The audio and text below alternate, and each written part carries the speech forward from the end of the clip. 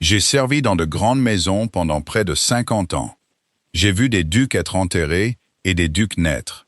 J'ai vu des fortunes se faire à la table de jeu et se perdre avant que les bougies ne s'éteignent. Et une fois, par un matin gris de carême, j'ai vu un héritier en fuite ramené dans la charrette d'un fermier. Mais de toute ma vie, je n'ai jamais rien vu d'égalable à la vue de ma propre maîtresse. La duchesse douairière de Marchemont, s'abaissant dans une révérence ample et formelle. Elle la faisait devant une servante. Pendant ce temps, toute une tablée des plus grandes familles de 3 comtés était figée au-dessus de ses assiettes.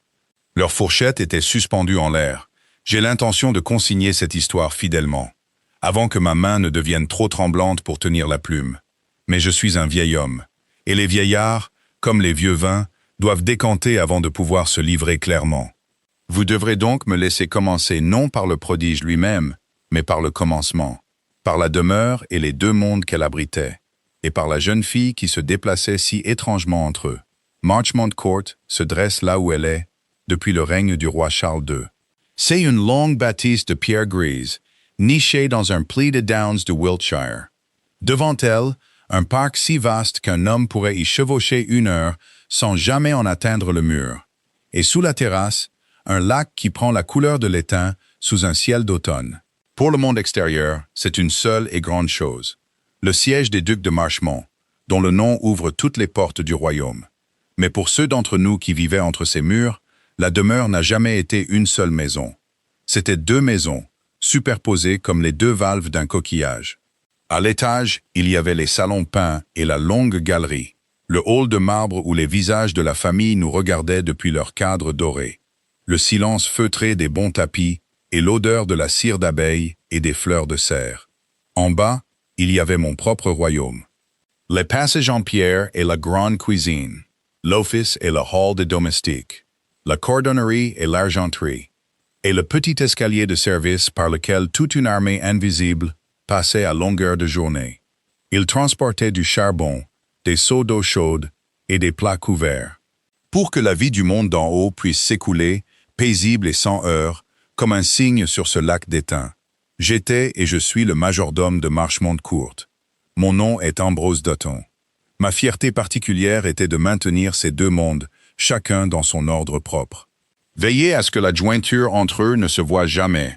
Il y en avait une, cependant, que je n'ai jamais tout à fait pu situer de son propre côté de cette jointure, malgré tous mes efforts.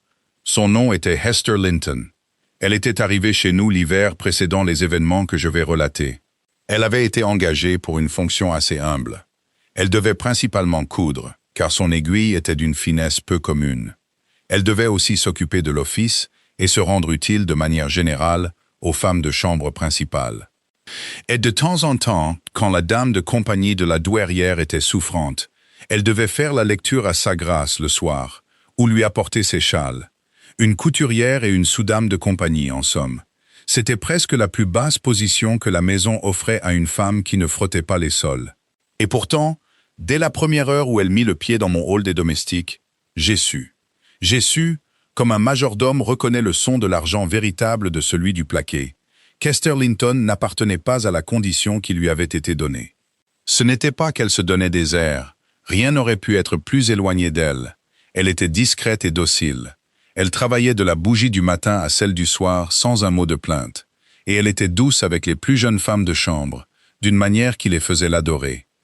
Mais il y avait en elle quelque chose que nulle humilité ne pouvait cacher. Elle parlait, quand elle parlait, de la voix basse et posée d'une dame de bonne famille. Ses mots étaient choisis, et sa grammaire était impeccable, si bien que les autres domestiques à côté d'elle semblaient soudainement rudes à leurs propres oreilles. Ses mains, bien que je les aie vues rougir cet hiver à cause de l'eau froide et du dur labeur, étaient fines et délicates. Elle tenait son aiguille, ou une tasse de thé, ou l'ourlet d'une simple robe de toile, en traversant le hall, avec une grâce inconsciente. Une grâce qu'aucun dressage n'inculque jamais à une fille élevée pour le service. Elle pouvait lire tout ce qu'on lui présentait. Les devises latines sur l'argenterie et le français sur les étiquettes des flacons de parfum de la douairière. Une fois, je la surpris dans l'office, avec un livre de poèmes ouvert à côté de la bassine à confiture.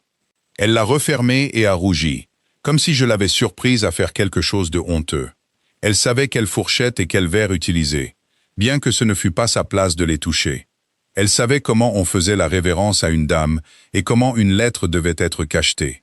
Elle connaissait, par 100 petits détails qu'on ne peut enseigner, les manières d'un monde qui l'avait rejeté.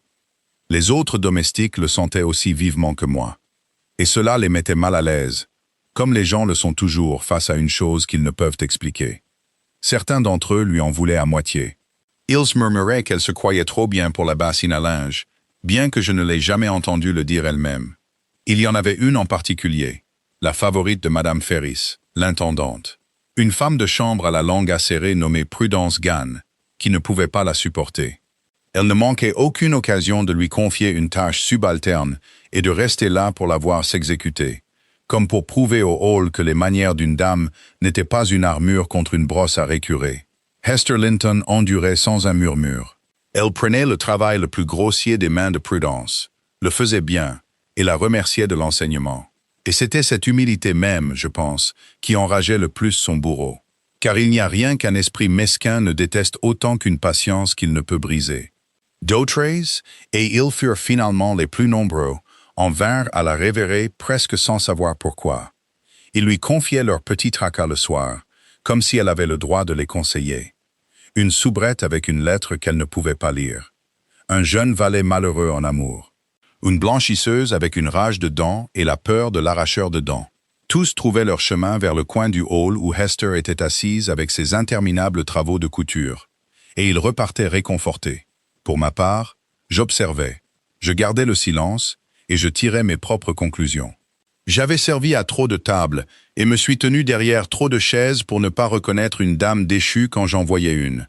Quelque part derrière Hester Linton, j'en étais certain, il y avait eu une bonne maison, un bon nom, et un père qui avait tenu sa propre table avant que le malheur ne s'abatte sur lui. Elle ne parlait jamais de ces choses, mais le chagrin a une façon de laisser sa marque sur les jeunes, une sorte de quiétude dans le regard, et le sien était calme de cette manière précise. J'ai compris, d'un mot lâché ici et d'un silence gardé là, qu'elle était orpheline. Que son père, un certain Monsieur Linton, avait été un gentilhomme de bonne famille, mort avec plus de dettes que d'hectares, et qu'entre sa mort et son arrivée chez nous, il y avait eu quelque autre injustice, une injustice qu'il avait laissée sans amis et sans le sou dans le monde, et qu'il avait finalement poussé à gagner son pain parmi nous avec son aiguille. Je n'en savais pas plus à l'époque. C'était assez pour que je prenne la résolution secrète que, quoi qu'il arrive dans ma maison, aucun mal qu'Ambrose Dutton pourrait empêcher n'arriverait à la jeune fille. Maintenant, je dois parler de la famille qu'elle servait, et d'abord de mon maître, Adrian, duc de Marchmont. Il était à cette époque un jeune homme de quelque 33 ans, et il avait récemment hérité du poids de ses titres, car son père était mort depuis moins de 2 ans. Et le duc avait passé la meilleure partie de ce temps à remettre en ordre un domaine que le vieux seigneur, que Dieu et son âme, avait gouverné plus par habitude que par soin. Je connaissais mon maître depuis qu'il était un garçon en pantalon de nankin qui pillait la serre à pêche. Et je dirai de lui ce que je dirai en sa présence, qu'il était un gentilhomme aussi honorable que tous ceux que j'ai servis, juste envers ses tenanciers, équitable envers ses domestiques, et totalement dépourvu de cette froide insolence de manière qui passe si souvent pour de la dignité parmi les grands. Il était grand, brun et grave. Il avait une façon de regarder fixement et droit dans les yeux quiconque à qui il s'adressait, que ce soit un duc ou une laitière. Cela mettait les timides à l'aise et décontenançait les fourbes.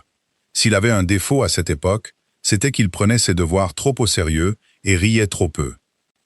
Il s'acquittait de sa tâche de duc comme si c'était une sentence plutôt qu'une fortune. Il lui manquait, pensais-je souvent, quelque chose pour réveiller son cœur. Mais ce n'était pas ma place de le dire, et je ne le disais pas.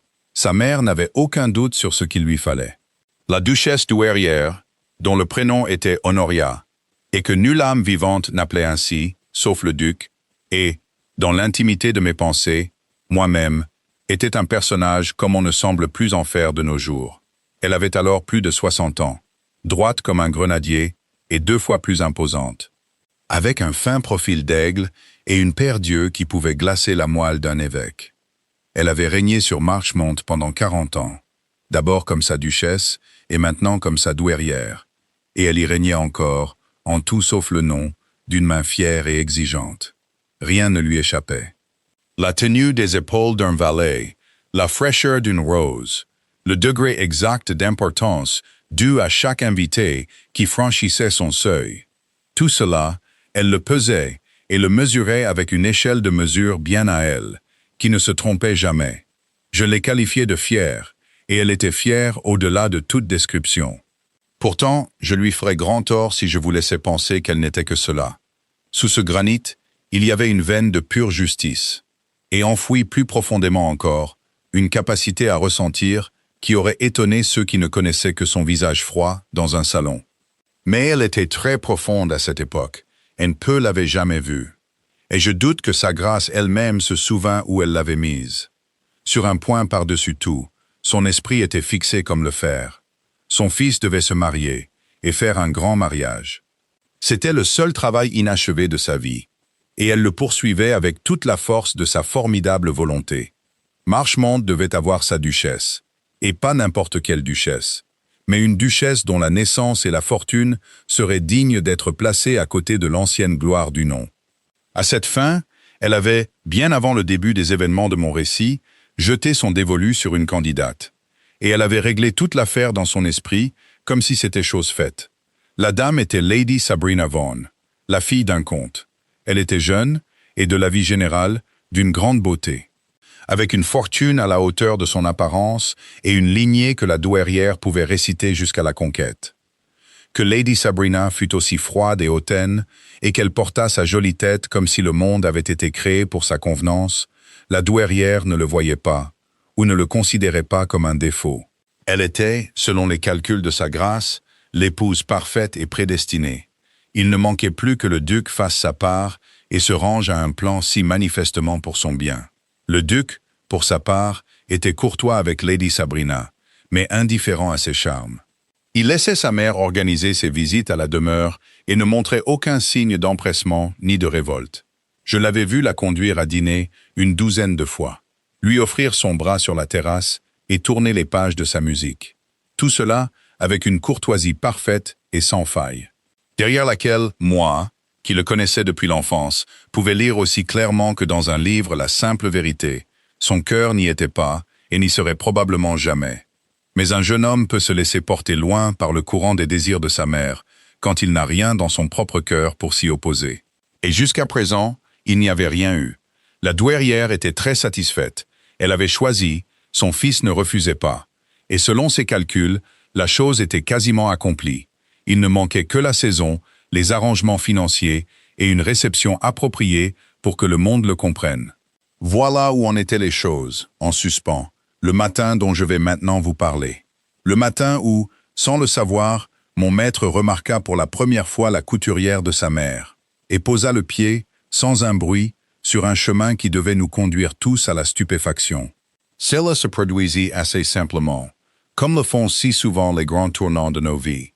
Le duc avait été enfermé toute la matinée avec son intendant pour les comptes de la ferme du domaine.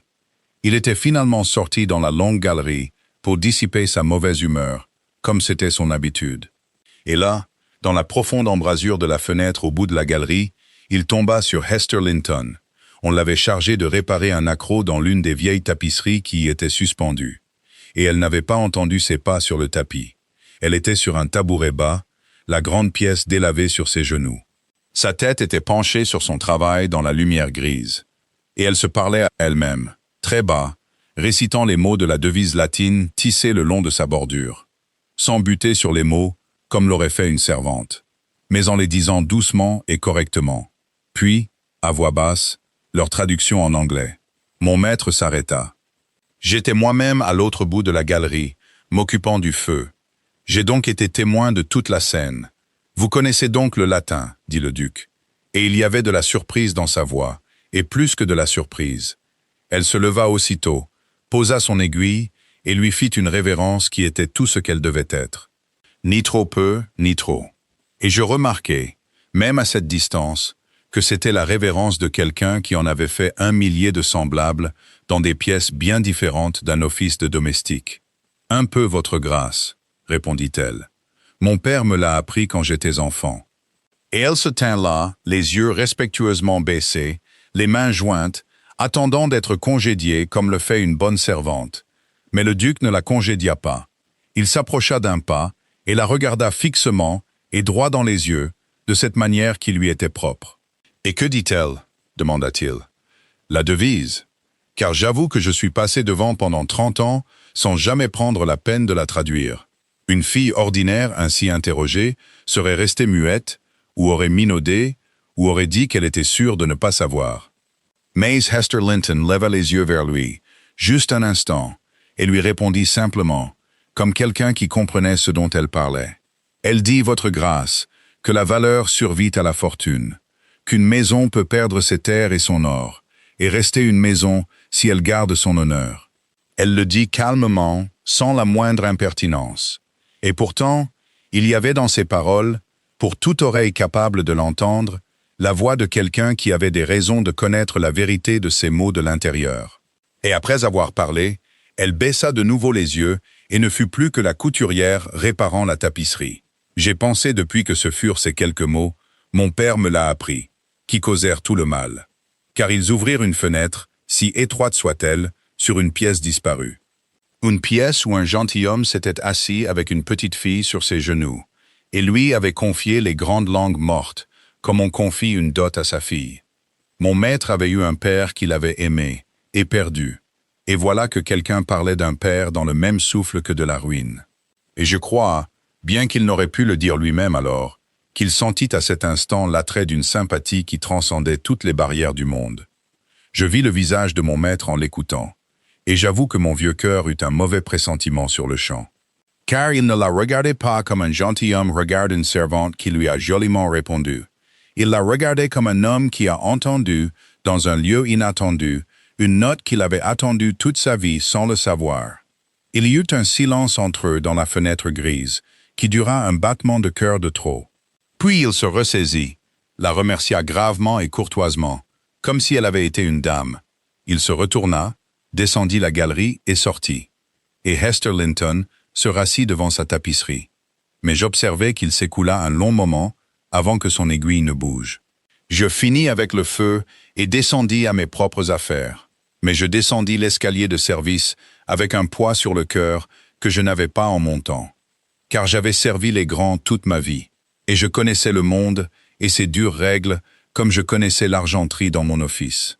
Et je savais, avec une certitude qui me glaça toute la journée, que mon honorable jeune maître avait ce matin-là remarqué une servante d'une manière dont rien de bon ne pourrait jamais sortir. Entre un duc de Marchemont et une couturière à 24 livres par an, il ne pouvait y avoir rien.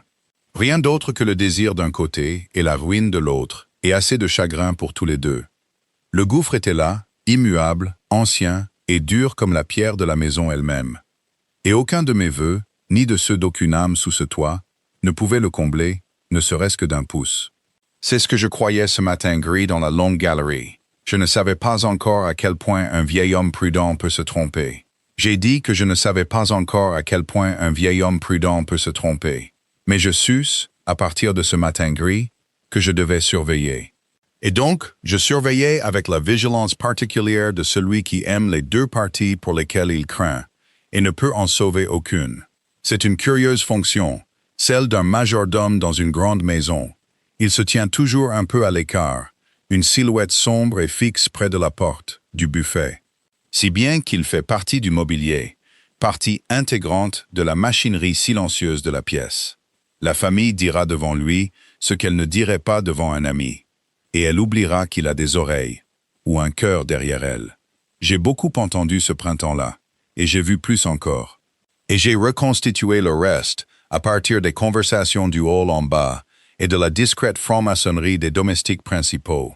Une franc-maçonnerie qui transporte chaque murmure d'une maison d'une aile à l'autre avant que les bougies ne soient allumées. Et ce que j'ai vu et entendu dans les semaines qui suivirent l'affaire de la tapisserie me remplit peu à peu d'une crainte que je ne pouvais confier à âmes qui vivent. Car cela ne s'arrêta pas dans la galerie. J'avais à moitié espéré, ce premier soir, que mon maître avait simplement été frappé d'un étonnement passager. Comme un homme qui trouve une rose fleurissant hors saison, et qui passerait son chemin et l'oublierait. Mais le duc n'était pas un homme qui oublie. Il avait trouvé dans cette fenêtre grise quelque chose dont il ne savait pas qu'il avait besoin. Et l'ayant trouvé, il revint le chercher. Discrètement, et par de si petites étapes si banales que je ne pense pas qu'il sût lui-même pendant longtemps ce qu'il faisait. Il se mit soudain à se promener dans la longue galerie le matin, alors qu'auparavant, il y mettait à peine les pieds d'un mois à l'autre. Il se mit à utiliser la bibliothèque à des heures où elle était habituellement vide. Et il se trouva, par une coïncidence trop régulière pour être entièrement une coïncidence, qu'Hester Linton se trouvait le plus souvent dans la bibliothèque à ces mêmes heures, car il faisait partie de ses humbles tâches de dépoussiérer et de ranger les livres du grand homme. Les femmes de chambre principale, jugeant cela indigne d'elle, de réparer les reliures les plus anciennes qui commençaient à se détériorer. Je les y surpris moi-même plus d'une fois, pour une course ou une autre, et je vais consigner honnêtement ce que j'ai vu, car ce n'était rien que le monde entier n'aurait pu voir, et pourtant c'était tout. Elle était sur l'escabeau de la bibliothèque avec un plumeau à la main, ou assise à la longue table avec un in-folio en lambeaux ouvert devant elle sous un drap, et il était à la fenêtre du fond avec un livre ou une lettre, et entre eux, à travers la largeur de cette noble pièce, se déroulait une conversation. Une conversation comme je n'en avais jamais entendu de ma vie, entre un duc et une servante. Il lui posait des questions. C'était là le prodige et le danger. Il lui demandait ce qu'elle pensait de tel ou tel auteur. Et elle le lui disait. Pas hardiment, jamais hardiment, mais les yeux sur son travail et la voix basse et posée. Comme si le sujet, et non l'homme, lui avait tiré les mots de la bouche. Je l'ai entendu une fois le corriger très doucement sur un point d'histoire qu'il avait mal compris. Et je l'ai entendu rire, mon grave maître. Un rire court et surpris, comme je n'en avais pas entendu de lui depuis 2 ans, et dire qu'il se rangeait à son avis, et qu'il avait payé un tuteur à Oxford 40 guinées pour lui apprendre moins que ce qu'elle lui avait appris pour rien, sur un livre déchiré. Et je la vis rougir et baisser davantage la tête sur son travail, et répondre que sa grâce se plaisait à se moquer d'une femme ignorante. Et il redevint grave sur le champ, et dit que non, qu'il ne se moquait pas, et qu'il avait rencontré peu de gens dans sa vie, de quelque rang que ce soit, dont il estimait davantage l'intelligence. Il y eut un silence après cela, du genre de celui que j'avais remarqué dans la galerie, qui dura un battement de cœur de trop. Et je fis du bruit avec le seau à charbon, m'avançai et demandai si sa grâce désirait que le feu soit ravivé. Et le charme fut rompu. Hester Linton se leva, rassembla ses chiffons et sortit, les yeux baissés et la joue blanche. Je la suivis sous un prétexte dans le passage en pierre au-delà. Car mon cœur était plein, je ne pouvais garder le silence. Hester, car j'en étais venu à l'appeler par son prénom, comme un vieil homme peut le faire avec une jeune femme pour qui il a de la bienveillance. Prenez garde. Elle s'arrêta, se retourna et me regarda. Et il y avait dans son visage quelque chose qui me dit que je n'aurais pas dû parler, car elle savait déjà, et plus sûrement que moi. « Monsieur Dutton, dit-elle très bas, vous n'avez pas à craindre pour moi. Je sais ce que je suis. Vous êtes bien plus que ce que vous êtes, dis-je d'un ton bourru, étant ému. C'est là, répondit-elle, et elle sourit presque. Tout mon malheur, et je m'en suis accommodé depuis longtemps. Une servante qui oublie sa place est une femme sotte, monsieur Dutton, et une servante qui se laisse amener à l'oublier par gentillesse est pire que sotte, car elle est ingrate par-dessus le marché. Sa grâce est bonne et seule, et il me parle comme il ne parlerait à personne d'autre dans cette maison, parce que je ne suis personne, que je ne lui coûte rien, et que je ne pourrai jamais être rien pour lui. Je le comprends parfaitement. Je vous en prie, ne pensez pas que je me méprenne. Et elle me fit une révérence et continua son chemin dans le passage vers l'office. Et je restais là à la regarder partir. Et je pensais que de toutes mes années, je n'avais jamais entendu chose plus sage, ni plus triste, ni une chose qui coûtait plus à dire, car je vis qu'elle l'aimait. Elle serait morte plutôt que de laisser une syllabe de cela lui échapper. Et elle se gardait en sa présence, avec une rigueur qui faisait pitié à voir. Mais j'étais vieux, et j'avais enterré une femme que j'avais aimée 40 ans auparavant. Et je connaissais les signes de cela, comme je connaissais ma propre main. C'était là, dans le calme qui s'emparait d'elle, quand on entendait ses pas dans un couloir, dans la façon dont elle ne levait pas les yeux quand il entrait dans une pièce, comme si elle n'osait pas, dans le soin avec lequel elle parlait de lui en bas, jamais trop, jamais trop peu, de peur que l'un ou l'autre ne la trahisse. Et la partie la plus cruelle, celle qui me serrait le vieux cœur, c'est qu'elle n'espérait rien. Elle était trop lucide pour espérer. Elle connaissait le monde et ses règles de fer aussi bien que moi. Elle savait ce qui se tenait à la tête de la maison en la personne de la duchesse douairière. Et ce que cette grande dame avait l'intention de faire. Et elle connaissait avec une précision parfaite la distance exacte et impitoyable entre une couturière à 24 livres par an et la couronne d'une duchesse de Marchemont. Elle s'était fixée, je finis par le comprendre, une seule règle sévère. Mais elle la respectait comme une nonne respecte son vœu. Que quoi qu'il puisse ressentir, et quoi qu'elle puisse ressentir, elle ne donnerait jamais au monde, par une parole, un regard ou la moindre présomption, une raison de dire qu'une servante avait cherché à séduire son maître, et avait tenté de s'élever par son visage à une place au-dessus de sa condition. Elle aurait préféré aller à la bassine à linge pour le restant de ses jours. C'était la dernière fierté d'une dame déchue, et c'était la plus vraie noblesse que j'ai jamais vue sous ce toit, et cela lui brisait le cœur à petit feu. Et il n'y avait pas une seule chose que moi, ou quiconque, puisse faire pour l'aider. Dans cette situation calme et dangereuse, arriva, à l'approche de Pâques, Lady Sabrina Vaughan, avec sa propre femme de chambre, ses malles et son air de quelqu'un qui confère une faveur par le simple fait de sa présence.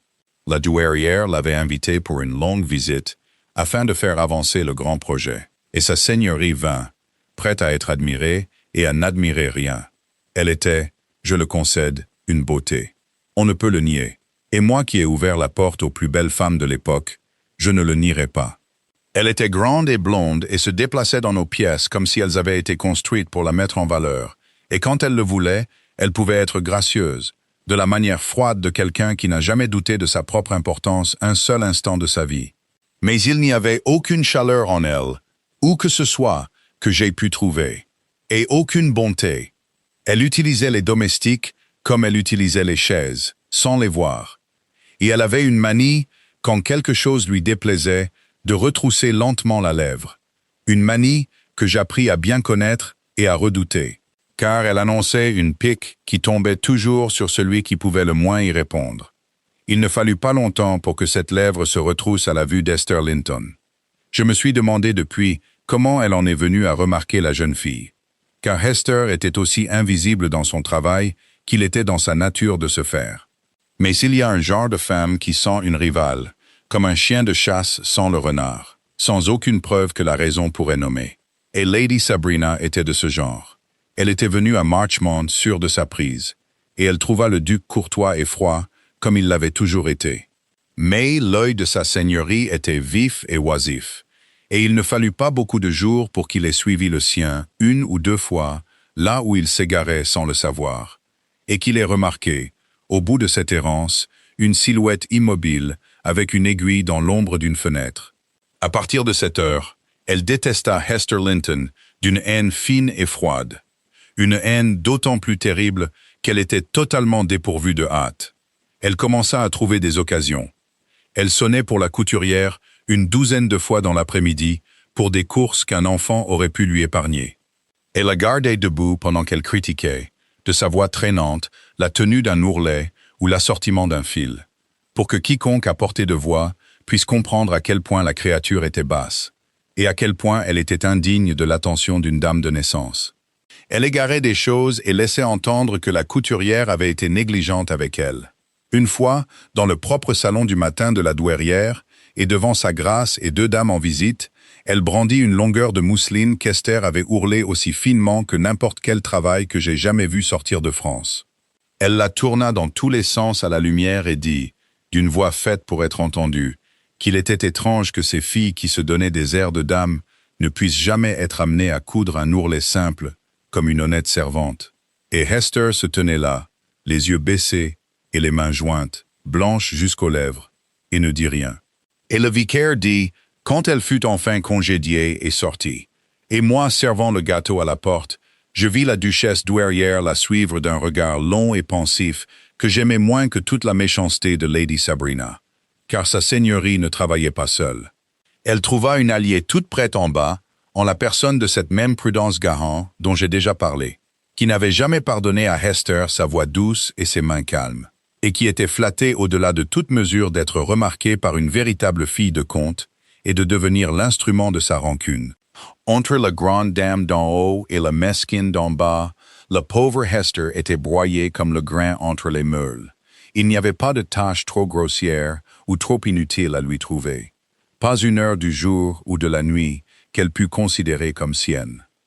Pas un petit confort du hall que Prudence Gann ne put s'arranger pour empoisonner. Et à travers tout cela, Hester Linton se comporta avec une patience si entière et une dignité si calme et si inébranlable qu'elle fit ce que la patience ne fait pas habituellement. Elle lui gagna des amis, même en dépit de son bourreau. Car les plus jeunes domestiques, qui aiment le fair play comme les enfants, se rapprochèrent d'elle. Et il y eut plus d'un mot vif prononcé dans le hall en sa faveur, et plus d'une petite gentillesse faite en secret. Mais elle ne laissait personne prendre ouvertement son parti. Car cela aussi, disait-elle, serait faire d'elle une personne d'importance, et elle ne voulait pas être une telle chose. Elle avala tout. Et seulement moi, je pense, la surprenant une fois par hasard, dans l'obscurité du passage de l'office, la visse un instant le visage dans les mains et les épaules secouées. Avant qu'elle ne m'entende, ne se redresse, n'essuie ses yeux et ne me demande de sa propre voix posée si sa grâce avait sonné. Ce fut le changement de manière du duc à la fin, et non un quelconque scandale, qui éveilla vraiment la duchesse douairière. Et ici, je dois rendre à sa grâce la justice de dire qu'elle vit plus, et le vit plus tôt, que quiconque dans la maison, sauf moi-même, car elle connaissait son fils comme elle seule pouvait le connaître. Elle avait remarqué le changement en lui avant même d'en deviner la cause. Elle avait remarqué qu'il riait de nouveau soudainement après 2 années graves, qu'il était moins souvent enfermé avec son intendant et plus souvent à l'extérieur dans la maison, qu'il s'attardait là où il avait l'habitude de se presser, et se pressait là où il avait l'habitude de s'attarder. Une mère remarque ces choses. Au début, je crois qu'elle en fut heureuse. Elle l'attribua à la bonne influence de Lady Sabrina et se félicita de son projet. Elle pressa l'affaire et jeta les 2 jeunes gens l'un vers l'autre, et attendit la déclaration qui devait couronner son travail. Mais elle ne vint pas. Son fils était gai, mais pas pour Lady Sabrina. Il était éveillé, mais pas à elle. Et la douairière, observant avec ses yeux de faucon auxquels rien n'échappait, commença peu à peu à percevoir que la lumière en lui était allumée par un feu qu'elle ne pouvait pas voir, et à se demander, avec une première touche froide d'alarme, où, dans sa maison bien ordonnée, ce feu pouvait bien brûler. Je vis le moment exact, ou presque, où son soupçon prit forme pour la première fois.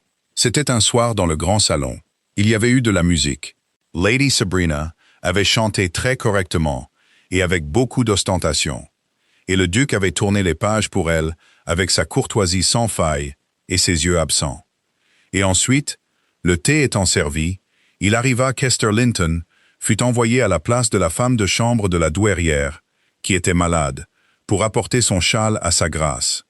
Elle entra tranquillement, comme elle faisait toutes choses. Elle remit le châle entre les mains de sa maîtresse avec une révérence, et se tourna pour partir. Et moi, debout près de l'urne, je vis les yeux du duc se poser sur elle, à travers toute la longueur de cette pièce lumineuse, une fois, et la suivre jusqu'à la porte. Seulement cela, rien de plus. Un regard, et puis plus rien. Mais je vis au même instant que la duchesse douairière l'avait vue aussi. Elle était assise très droite dans son grand fauteuil, le châle sur ses genoux. Elle ne bougea pas.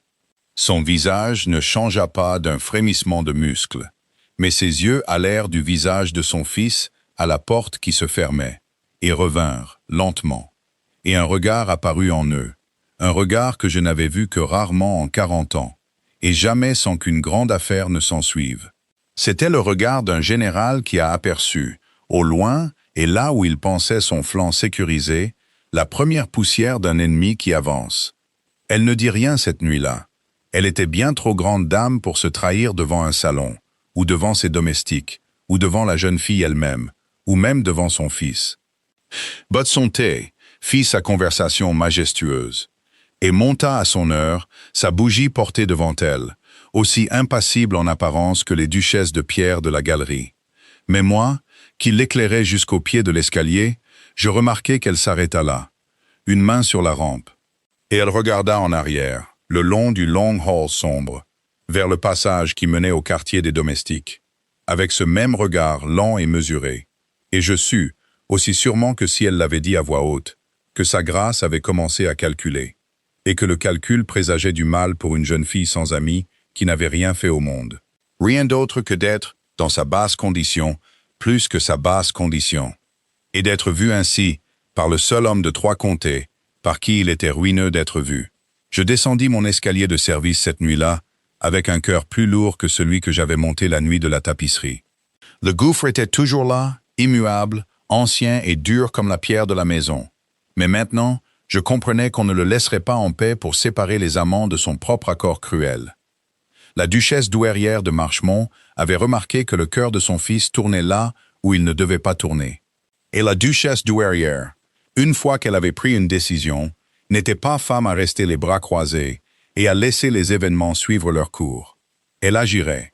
Je ne savais pas encore comment, ni quand, ni avec quelle lourdeur cela tomberait, et sur qui.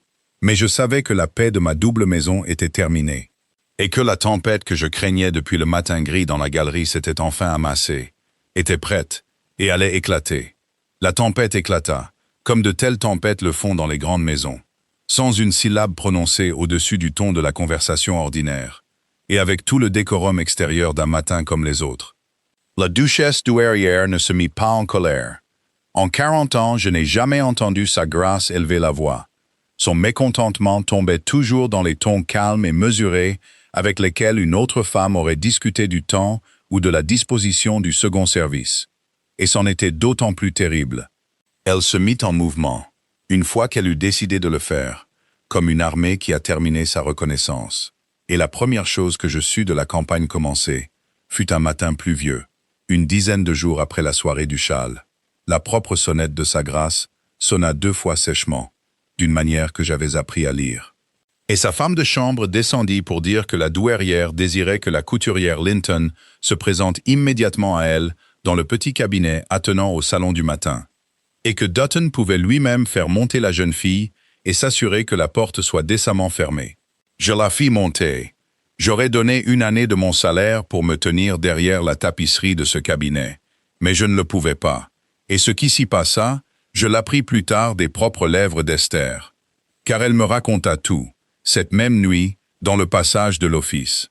Très calmement, les mains jointes devant elle, sans aucune larme aux yeux, ce qui me chagrina plus que des larmes. Sa grâce était assise à son bureau, le dos à la fenêtre, de sorte que la lumière grise tombait en plein sur quiconque se tenait devant elle, laissant son propre visage dans l'ombre. Une ruse de général, et sans doute délibérée. Elle avait laissé la jeune fille debout 1 minute entière en silence, l'avait regardée de haut en bas comme on estime un cheval. Puis elle avait dit, sans aucun préambule, qu'elle était une femme qui préférait la franchise, qu'elle croyait qu'Esther Linton n'était pas sotte, et qu'elle dirait donc ce qu'elle avait à dire une seule fois, et serait comprise. « Vous avez réussi, je ne sais comment, dit sa grâce, à vous faire remarquer par mon fils. Je ne dis pas que vous l'avez cherché. Je me soucie peu de savoir si vous l'avez cherché ou non. La chose est faite, elle est intolérable, et elle prendra fin. Je n'ai pas gouverné cette maison pendant 40 ans pour voir le nom qu'elle porte devenir le sujet de conversation de tous les offices de domestiques et de tous les salons du comté. Parce qu'un duc s'est oublié pour une fille qui répare ses tapisseries. Vous m'obligerez en comprenant exactement votre situation. Vous n'êtes rien. Vous n'avez pas de nom qu'un héros pourrait trouver. Pas de fortune, pas d'amis, pas de place dans le monde, sauf celle que ma charité vous a prêtée. Et contre vous se dresse tout ce que mon fils est, doit et deviendra. Il ne peut être question ici d'un tort à réparer ou d'une affection à plaindre. Il n'y a qu'une folie à arrêter avant qu'elle ne grandisse, et j'ai l'intention de l'arrêter. Et puis, Hester me dit que sa grâce avait changé de tactique, comme une grande dame peut le faire, passant du fouet à la main tendue, car elle était trop habile pour se fier entièrement aux menaces là où un marché pouvait servir. Elle avait dit qu'elle n'était pas sans justice, ni sans générosité envers ceux qui la servaient bien, qu'elle percevait que la jeune fille avait plus d'intelligence que sa condition ne le justifiait, et que cette intelligence, bien utilisée, pourrait être récompensée. Elle lui accorderait une somme coquette.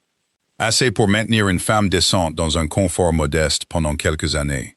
ou pour l'établir dans un petit commerce à elle, dans une ville éloignée, à la seule condition qu'elle quitte Marchmont Court dans la semaine, discrètement, en faisant croire qu'elle partait soigner un parent malade, et qu'elle ne permette jamais, par aucun moyen, à son fils d'apprendre où elle était partie. Prenez-la, avait dit sa grâce, et partez, et soyez une femme sensée, ou refusez-la, et partez quand même. Mais partez alors, comme une servante renvoyée, avec un mois de salaire, et sans référence. Y voyez jusqu'où les airs d'une dame vous mèneront sur la route. Je me suis demandé depuis combien de femmes, dans une telle situation, auraient pleuré, ou se seraient agrippées à l'argent, ou l'auraient rejeté avec un beau discours. Hester Linton ne fit rien de tout cela, car elle était trop fière pour l'un et trop honnête pour l'autre. Elle était restée parfaitement immobile pendant que sa grâce parlait, et avait découvert qu'elle n'avait pas peur. Quand la douairière eut terminé, elle lui avait répondu, et je consigne sa réponse, ici aussi fidèlement que possible, aux mots qu'elle m'a donnés, car je ne voudrais pas qu'elle se perde. « Votre grâce n'aurait pas dû m'offrir d'argent, avait-elle dit, et je ne le prendrai pas, bien que je vous remercie pour l'intention, que je crois meilleure que la manière. Vous avez raison dans presque tout ce que vous avez dit de moi, et je me le suis dit 100 fois plus durement que vous ne l'avez dit maintenant. Je ne suis rien de ce que le monde considère, je n'ai rien à apporter, et je préférerais mourir plutôt que d'être la cause du moindre amoindrissement pour sa grâce ou pour sa maison. Je n'ai jamais cherché son attention. J'ai fait tout ce qu'une femme peut honnêtement faire pour la détourner, et je ferai plus. Mais votre grâce me fait un tort, et un seul, et je dois le rectifier devant vous, ou je ne pourrai pas partir tranquillement comme vous me le demandez. Vous pensez que j'ai cherché à m'élever par lui. Ce n'est pas le cas. Je n'épouserai pas votre fils, madame, s'il me le demandait à genoux devant le monde entier. Tant que je viendrai à lui comme je suis, avec rien à mettre à côté de son nom que mon visage et votre charité, car ce serait faire la chose même que vous m'imputez, et je préférerais mendier mon pain. Je quitterai Marchmont. Je l'avais résolu avant même que votre grâce ne m'envoie chercher. Mais je le quitterai sans rien vous devoir et sans rien prendre. Et je le quitterai à ma manière, c'est-à-dire la tête haute. La douairière, dit Hester, l'avait regardé un long moment après ce silence imparfait, avec une expression que la jeune fille ne put lire. Puis elle avait seulement dit, et d'une voix différente, « Vous parlez très bien pour une couturière. » Et elle s'était retournée vers son bureau et l'avait laissé partir. Et moi, entendant tout cela dans l'obscurité du passage, je sus deux choses à la fois. Qu'Hester Linton s'était fait une ennemie qui ne pardonnerait pas d'avoir été ainsi contredite. Et qu'elle avait aussi, bien qu'aucune d'elles ne le sût alors, allumé la première petite étincelle de quelque chose dans ce cœur de granit. Une étincelle qui un jour s'embraserait et nous étonnerait tous. Mais c'était loin. Ce qui était proche, c'était la ruine. Car sa grâce, étant contrariée, ne céda pas. Elle insista davantage. En 2 jours, on sut en bas, par ce rapide télégraphe souterrain d'une grande maison, que la couturière Linton était en grande disgrâce auprès de sa grâce, et qu'elle serait bientôt renvoyée. Et la nouvelle se répandit dans le hall, comme le feu dans le chaume. Il y eut sur lui exactement l'effet qu'on pouvait attendre. Les timides s'éloignèrent d'elle, pour ne pas être pris dans sa disgrâce. Prudence Gann connut son heure de gloire. Elle avait longtemps attendu cette heure, et elle l'utilisa comme une nature mesquine utilise le pouvoir, sans retenue et sans pitié. Il n'y avait plus de tâches trop viles à confier à Hester, pas d'heure de repos qui ne pût être interrompue, pas de petit prétexte d'une tasse renversée ou d'une épingle égarée qui ne pût être magnifiée en une faute et rapportée à Madame Ferris comme preuve de l'insolence et de la paresse de la créature. Et à l'étage, Lady Sabrina Vaughan savourait son triomphe et le faisait durer sur sa langue. Elle avait senti, avec cet instinct vif et oisif qui était le sien, de quel côté le vent tournait. Et elle prit l'habitude, ces derniers jours, d'envoyer chercher Hester pour les courses les plus futiles. Simplement pour le plaisir de la garder debout pendant qu'elle parlait, de sa voix traînante, de l'impertinence des domestiques qui oubliaient leur place, et de la façon dont une maison était meilleure après un bon nettoyage de temps en temps. Et de la façon dont elle avait toujours pensé qu'il y avait quelque chose d'effronté dans le regard de la jeune fille. Une fois, descendant le grand escalier avec la douairière, sa seigneurie passa devant Hester, qui montait avec un lourd seau d'eau dans chaque main. Elle s'arrêta, écarta ses jupes comme devant quelque chose de sale, et dit, assez clairement pour que tout le hall l'entende, qu'elle s'étonnait que sa grâce garde une telle personne à son service. Elle n'avait jamais pu supporter une servante qui se donnait l'air d'une dame. C'était une sorte de mensonge, dit-elle, porté sur le visage. Et Hester se tint pressée contre le mur froid, l'eau tirant sur ses bras et les yeux baissés. Elle les laissa passer et ne dit rien. Et moi, qui vis la scène du pied de l'escalier, je serrai la rampe jusqu'à ce que mes vieilles jointures craquent, et je gardai le silence. Car il n'y avait rien, rien au monde que je puisse faire. Mon maître, pendant tout ce temps, était tenu dans l'ignorance. Et c'était Hester elle-même qui l'y maintenait. Il ne savait rien de l'entrevue dans le cabinet. Sa mère était bien trop sage pour le lui dire. Sachant qu'interdire carrément quelque chose à un jeune homme fier, c'est très souvent le lui faire désirer par-delà toute raison. Mais il n'était pas aveugle. Et l'air changé de la jeune fille, sa pâleur, l'ombre qui s'était abattue sur elle, ne pouvait lui échapper longtemps. Et un jour vint où il la trouva seule dans la bibliothèque. J'étais dans la petite pièce attenante, à l'argenterie, et j'entendis la plus grande partie de la conversation par la porte entr'ouverte. Il lui demanda carrément, d'une voix basse et pleine d'inquiétude, ce qu'on lui faisait. Car il voyait que quelque chose se passait, et il voulait savoir quoi, et il y mettrait un terme. Et j'entendis Hester Linton faire la chose la plus courageuse et la plus difficile que je pense avoir jamais vu une femme faire. Car elle avait le pouvoir à ce moment-là d'exposer tous ses torts devant le seul homme qui pouvait et aurait voulu les redresser en un instant. Et de le lier à elle plus étroitement par sa pitié. Et elle ne le fit pas. Elle lui dit qu'il n'y avait rien, qu'elle était seulement fatiguée, qu'elle avait décidé, pour des raisons qui lui étaient propres et qui n'avaient rien à voir avec quiconque à la demeure, de quitter sa place et d'en chercher une autre. Et qu'elle suppliait sa grâce, comme la dernière et la plus grande faveur qu'il pouvait lui montrer, de la laisser partir tranquillement et de ne pas s'enquérir, et surtout, de ne pas intervenir. Et quand il insista, et j'entendis à sa voix combien cela l'émouvait, et combien il fut près de dire ce qui ne devait jamais être dit, elle l'arrêta. Elle dit très fermement que s'il avait jamais eu une bonne opinion d'elle, il lui accorderait cela. Qu'il y avait des choses qu'une femme doit faire pour sa propre paix, qu'un gentilhomme ne peut comprendre et ne doit pas s'opposer. Et que sa bonté, s'il lui voulait vraiment du bien, serait mieux démontrée en la laissant être oubliée. « Vous ne devez pas penser à moi, votre grâce, dit-elle, et sa voix ne se brisa pas, bien que je pense que cela lui coûta tout ce qu'elle avait pour la garder entière. Il ne convient pas que vous le fassiez, et ce serait ma perte que vous le fassiez. Laissez-moi partir. C'est le seul service qui me reste à vous rendre, et je vous supplie de ne pas le rendre plus difficile qu'il ne l'est. » Il y eut un long silence dans la bibliothèque après cela. Puis j'entendis les pas de mon maître aller à la fenêtre et s'y arrêter. Et quand il parla de nouveau, sa voix était changée et basse. Et je ne consignerai pas ce qu'il dit, car ce n'était pas destiné à mes oreilles, et c'était très proche de la chose qu'aucun d'eux ne pouvait se permettre. Et Hester ne répondit pas. Mais j'entendis la porte, et ses pas légers s'éloignaient rapidement dans le passage en pierre. Presque en courant, comme quelqu'un qui n'ose pas rester un instant de plus. Et le duc resta à la fenêtre un long moment, et ne sonna pas. Et quand enfin je trouvai l'occasion d'entrer chez lui sous un prétexte, il était encore debout, le dos à la pièce et la main sur le volet, regardant la pluie sur le lac. Et il ne se retourna pas. Et je sortis doucement et le laissai à ses pensées. Je sus alors que quoi que sa mère puisse faire, le cœur de mon maître était fixé au-delà de tout changement. Et je sus aussi que cela ne lui servirait à rien, parce que la femme qu'il aimait s'était dressée contre lui pour son propre bien. Et il n'y a pas d'adversaire aussi invincible que celui-là. Ce fut cette même nuit, et par le plus pur des hasards, que le premier fil de tout ce grand mystère me tomba entre les mains. Et j'ai remercié Dieu bien des fois depuis que ce fut ma main qui le reçut, et nul autre. Hester devait partir le samedi. Le jeudi soir, j'eus l'occasion d'envoyer quelqu'un à la petite chambre, sous les combles qu'elle partageait avec une blanchisseuse, pour lui dire de descendre régler certaines questions de son salaire avec Madame Ferrers avant son départ. Et la jeune fille que j'envoyais, une jeune chose insouciante, revint vers moi, blanche et effrayée, disant qu'elle avait frappé sans obtenir de réponse, qu'elle avait poussé la porte, et qu'Esther n'était pas là, mais que sur le lit se trouvait une petite boîte ouverte. Dedans, des choses qu'aucune couturière n'aurait jamais pu obtenir honnêtement.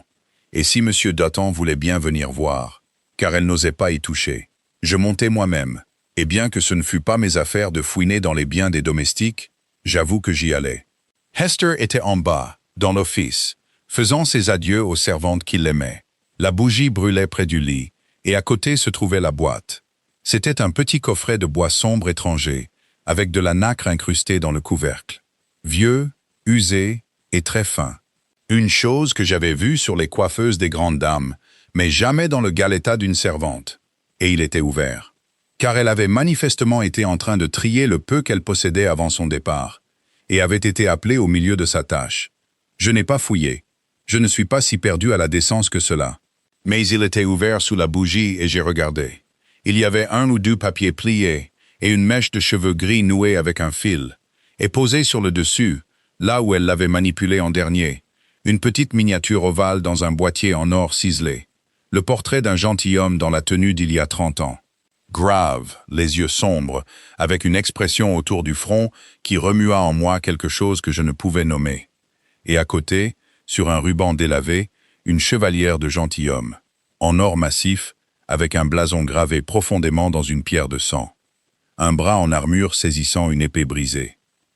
Et en dessous, un parchemin avec une devise que je pouvais à peine déchiffrer à la lueur de la bougie. Et la devise « Que Dieu me vienne en aide » étaient les mots mêmes qu'Esther avait traduits pour mon maître dans la galerie, le matin gris où tout a commencé. Que la valeur survit à la fortune. C'était la même. La tapisserie de la longue galerie portait les armoiries de Marchmont, mais cette bague portait d'autres armoiries, et un autre nom que je ne pouvais pas lire, à moitié effacé. Et pourtant la devise était la même, aussi proche que l'on aurait pu penser qu'il y avait une vieille parenté entre les deux maisons dont nulle âme vivante ne se souvenait. Je restai longtemps à regarder cette bague, la bougie vacillant et la pluie sur la petite fenêtre, et je sentis les cheveux se hérisser sur ma vieille nuque. Car ici, clairement devant moi, se trouvait le gage de tout cela. La miniature d'un gentilhomme, sûrement son père. Le sceau d'une famille qui avait porté des armoiries, une devise et un nom. Les débris d'une maison. Quelque part derrière Hester Linton, il y avait eu la demeure d'un gentilhomme et un blason gravé dans la pierre au-dessus d'une porte. Et une injustice. J'étais aussi sûr de l'injustice maintenant que de mon propre nom. Une injustice qui avait dépouillé la fille d'un gentilhomme de tout cela et l'avait mise à réparer des tapisseries dans une maison dont la devise était la sienne. J'entendis un pas dans l'escalier. Je m'écartai de la boîte et me tins à la fenêtre, les mains derrière le dos, quand Hester entra. Elle vit la boîte ouverte et me vit. Son visage devint d'abord blanc, puis se figea. Elle s'approcha et referma le couvercle tranquillement, sans un mot, et me regarda avec une question dans les yeux qui était à moitié une supplique. Je ne lui ai pas demandé ce que c'était. Je ne le pouvais pas cette nuit-là. Ce n'était pas le moment, et la jeune fille était épuisée et partait dans 2 jours vers Dieu sait quoi. Je dis seulement d'un ton bourru que Madame Ferris la voulait en bas, et qu'elle ne devait pas s'inquiéter pour son salaire, car je veillerais à ce qu'elle ait son dû, au moins sur ce point. Elle me remercia et descendit. Mais je ne dormis pas cette nuit-là, vieil homme que je suis et habitué à mon repos. Je restai allongé dans ma chambre étroite près de l'office, le blason brûlant derrière mes yeux, le bras en armure, l'épée brisée, la devise qui était la devise de Marchmont et pourtant pas celle de Marchmont. Et je tournais et retournais cela dans ma tête, sans pouvoir en tirer autre chose que cette seule grande certitude, que la jeune fille qui devait être chassée de ma maison le samedi comme une soubrette malhonnête n'était pas plus née servante que je n'étais duc. Et je résolus, allongé là dans le noir, que quoi qu'il en coûte, je ne laisserai pas ce fil m'échapper. Je le tirerai doucement et secrètement jusqu'à ce que j'aie tout démêlé. Car j'étais sûr maintenant, aussi sûr que je l'avais jamais été de quoi que ce soit, qu'il y avait un nom derrière Hester Linton, un héritage volé, et une histoire qui, si elle pouvait être mise en lumière, pourrait encore tout changer. Mais comment? Par qui? Ou si elle arriverait à temps pour la sauver, ou seulement pour la pleurer? Je n'en avais alors pas plus idée que l'homme dans la lune. Le samedi qui aurait dû voir Hester Linton quitter ma maison n'arriva jamais. Ou plutôt, il arriva et passa, et la trouva toujours sous notre toit. Car le vendredi soir, alors que toutes ses petites affaires étaient réglées, et sa seule malle cordée et prête près de la porte du galetas, la maladie s'abattit sur la demeure comme une main sortie des ténèbres. Et après cela, pendant de nombreux jours, il ne fut plus question que quiconque parte où que ce soit. Il y avait eu une petite fièvre qui courait dans les villages ce printemps-là. Une angine purulente qui avait emporté 2 enfants chez le forgeron et une vieille femme au péage. Et elle monta jusqu'à nous, je n'en doute pas, dans le linge ou sur la personne de quelque individu négligent de la ville. Et elle frappa d'abord la 2e blanchisseuse. Puis, avant que nous n'ayons eu le temps de nous alarmer, elle atteignit l'étage et posa sa main sur la seule tête de toute cette maison qu'elle pouvait le moins se permettre de toucher. La duchesse douairière de Marchemont tomba malade le dimanche. Et le lundi soir, le grand médecin envoyé en toute hâte de la ville du comté avait pris mon maître à part sur le palier, et lui avait dit, de la voix basse et posée, que ses hommes gardent pour l'occasion, que le cas de sa grâce était très grave, que la fièvre s'était propagée à la poitrine, et que les 3 jours suivants détermineraient très probablement si elle vivrait ou mourrait. J'ai servi sous cette dame depuis que j'étais un valet de 22 ans, et je ne prétendrai pas à un sang-froid que je n'avais pas. Fière elle était, et dure elle avait été récemment, et cruelle envers la jeune fille que j'aimais comme une fille. Mais elle était ma maîtresse depuis 40 ans, et la voir ainsi abattue, elle qui s'était toujours portée comme une épée tirée, avec son visage fort devenu gris et affaissé, et son souffle rauque, me transperça comme un couteau. Mais le sentiment est une chose, et l'habitude en est une autre. Et ici, dans une telle heure, que l'on apprend de quoi sont faits les gens. Le médecin partit avant minuit. Il l'avait saigné, lui avait posé des vésicatoires et laissé ses potions. Il ne pouvait rien faire de plus, dit-il, que d'attendre la crise. Et à peine sa chaise fut-elle entendue sur le gravier, que la peur, contenue par sa présence, se déchaîna dans le hall des domestiques en bas. Car on disait maintenant, et c'était vrai, que la maladie était contagieuse et qu'elle avait déjà tué. Et il n'y a pas de maître plus dur que la terreur. La propre femme de chambre de sa grâce, Madame Pardoe, qui l'habillait depuis 20 ans et se disait dévouée, se mit au lit cette même nuit avec une crise de palpitation qui était aux 3/4 de la frousse. Et en une semaine, elle avait fait ses bagages et était partie chez une sœur mariée, à une distance sûre. L'infirmière venue de la ville le mardi resta une nuit et la moitié d'une autre. Puis, étant chargée de veiller seule lorsque la fièvre monta, elle perdit complètement son sang-froid. Elle descendit le visage blanc et dit que le cas était trop grave et qu'elle avait ses propres enfants à penser. Et elle aussi était partie au matin. Lady Sabrina Vaughan, notre invitée, qui avait bu le vin de sa grâce, courtisé le fils de sa grâce et fait du mécontentement de sa grâce le sujet de sa langue oisive, découvrit soudain que sa propre mère, dans un comté lointain, était souffrante et avait besoin d'elle. Et elle fut aidée à monter dans sa voiture de voyage le mercredi matin, pleine d'un joli chagrin de ne pouvoir rester pour être utile. Et je l'accompagnai en m'inclinant jusqu'en bas des marches, sincèrement heureux de la voir partir. Et au milieu de toute cette fuite et de cette défaillance, alors que les payés, les fidèles et les bien-nés vidaient la maison comme des rats d'une cale, il y en eut une qui ne partit pas. Et c'était celle qui avait toutes les raisons et tous les droits de partir, dont la malle était cordée à sa porte, qui avait été menacée, méprisée et surmenée, et à qui cette fière femme malade à l'étage avait offert de l'argent pour qu'elle s'en aille. Hester Linton ne partit pas. Quand la 2e infirmière s'enfuit dans la nuit et qu'il n'y eut personne pour veiller la douairière, et que Madame Ferris vint en se tordant les mains et en demandant qui l'on pouvait trouver, ce fut Hester qui se leva de l'ombre de l'office, habillée et calme, et dit qu'elle veillerait sa grâce, qu'elle n'avait pas peur, qu'elle connaissait un peu les soins infirmiers et qu'elle ferait l'affaire jusqu'à ce qu'on puisse trouver mieux. Et comme il n'y avait aucune autre âme dans cette grande maison avec le courage ou la compétence pour le faire, nous la laissâmes faire. Et on ne trouva jamais mieux, ni n'en eut jamais besoin. Je ne savais pas alors, bien que je dusse l'apprendre très bientôt, comment la couturière avait appris à soigner une fièvre mortelle. Je vis seulement ce qu'elle fit, et je m'en émerveillais. Elle entra dans cette chambre le mercredi soir, et n'en sortit presque pas, sauf pour arracher 1 heure de sommeil sur un lit de camp dans le cabinet attenant, pendant 11 jours et 11 nuits. Elle fit ouvrir d'une largeur de main les fenêtres qui avaient été scellées contre l'air de la nuit, près du tirage de la cheminée, me disant à voix basse que son père avait soutenu qu'une chambre confinée était la moitié de la cause de la mort dans une fièvre de poitrine. Elle épongeait le corps brûlant et pansait les vésicatoires, avec une dextérité qui faisait honte à la mercenaire qui s'était enfuie. Elle faisait avaler les potions entre les lèvres gercées pendant les longues heures où sa grâce ne reconnaissait personne et la maudissait comme une étrangère. Elle prépara une boisson rafraîchissante à base d'herbes et de citron, et un posset que la malade pouvait garder quand elle ne pouvait rien garder d'autre. Quand le grand médecin venait chaque jour, il trouvait sa patiente mieux soignée qu'il ne l'avait laissée.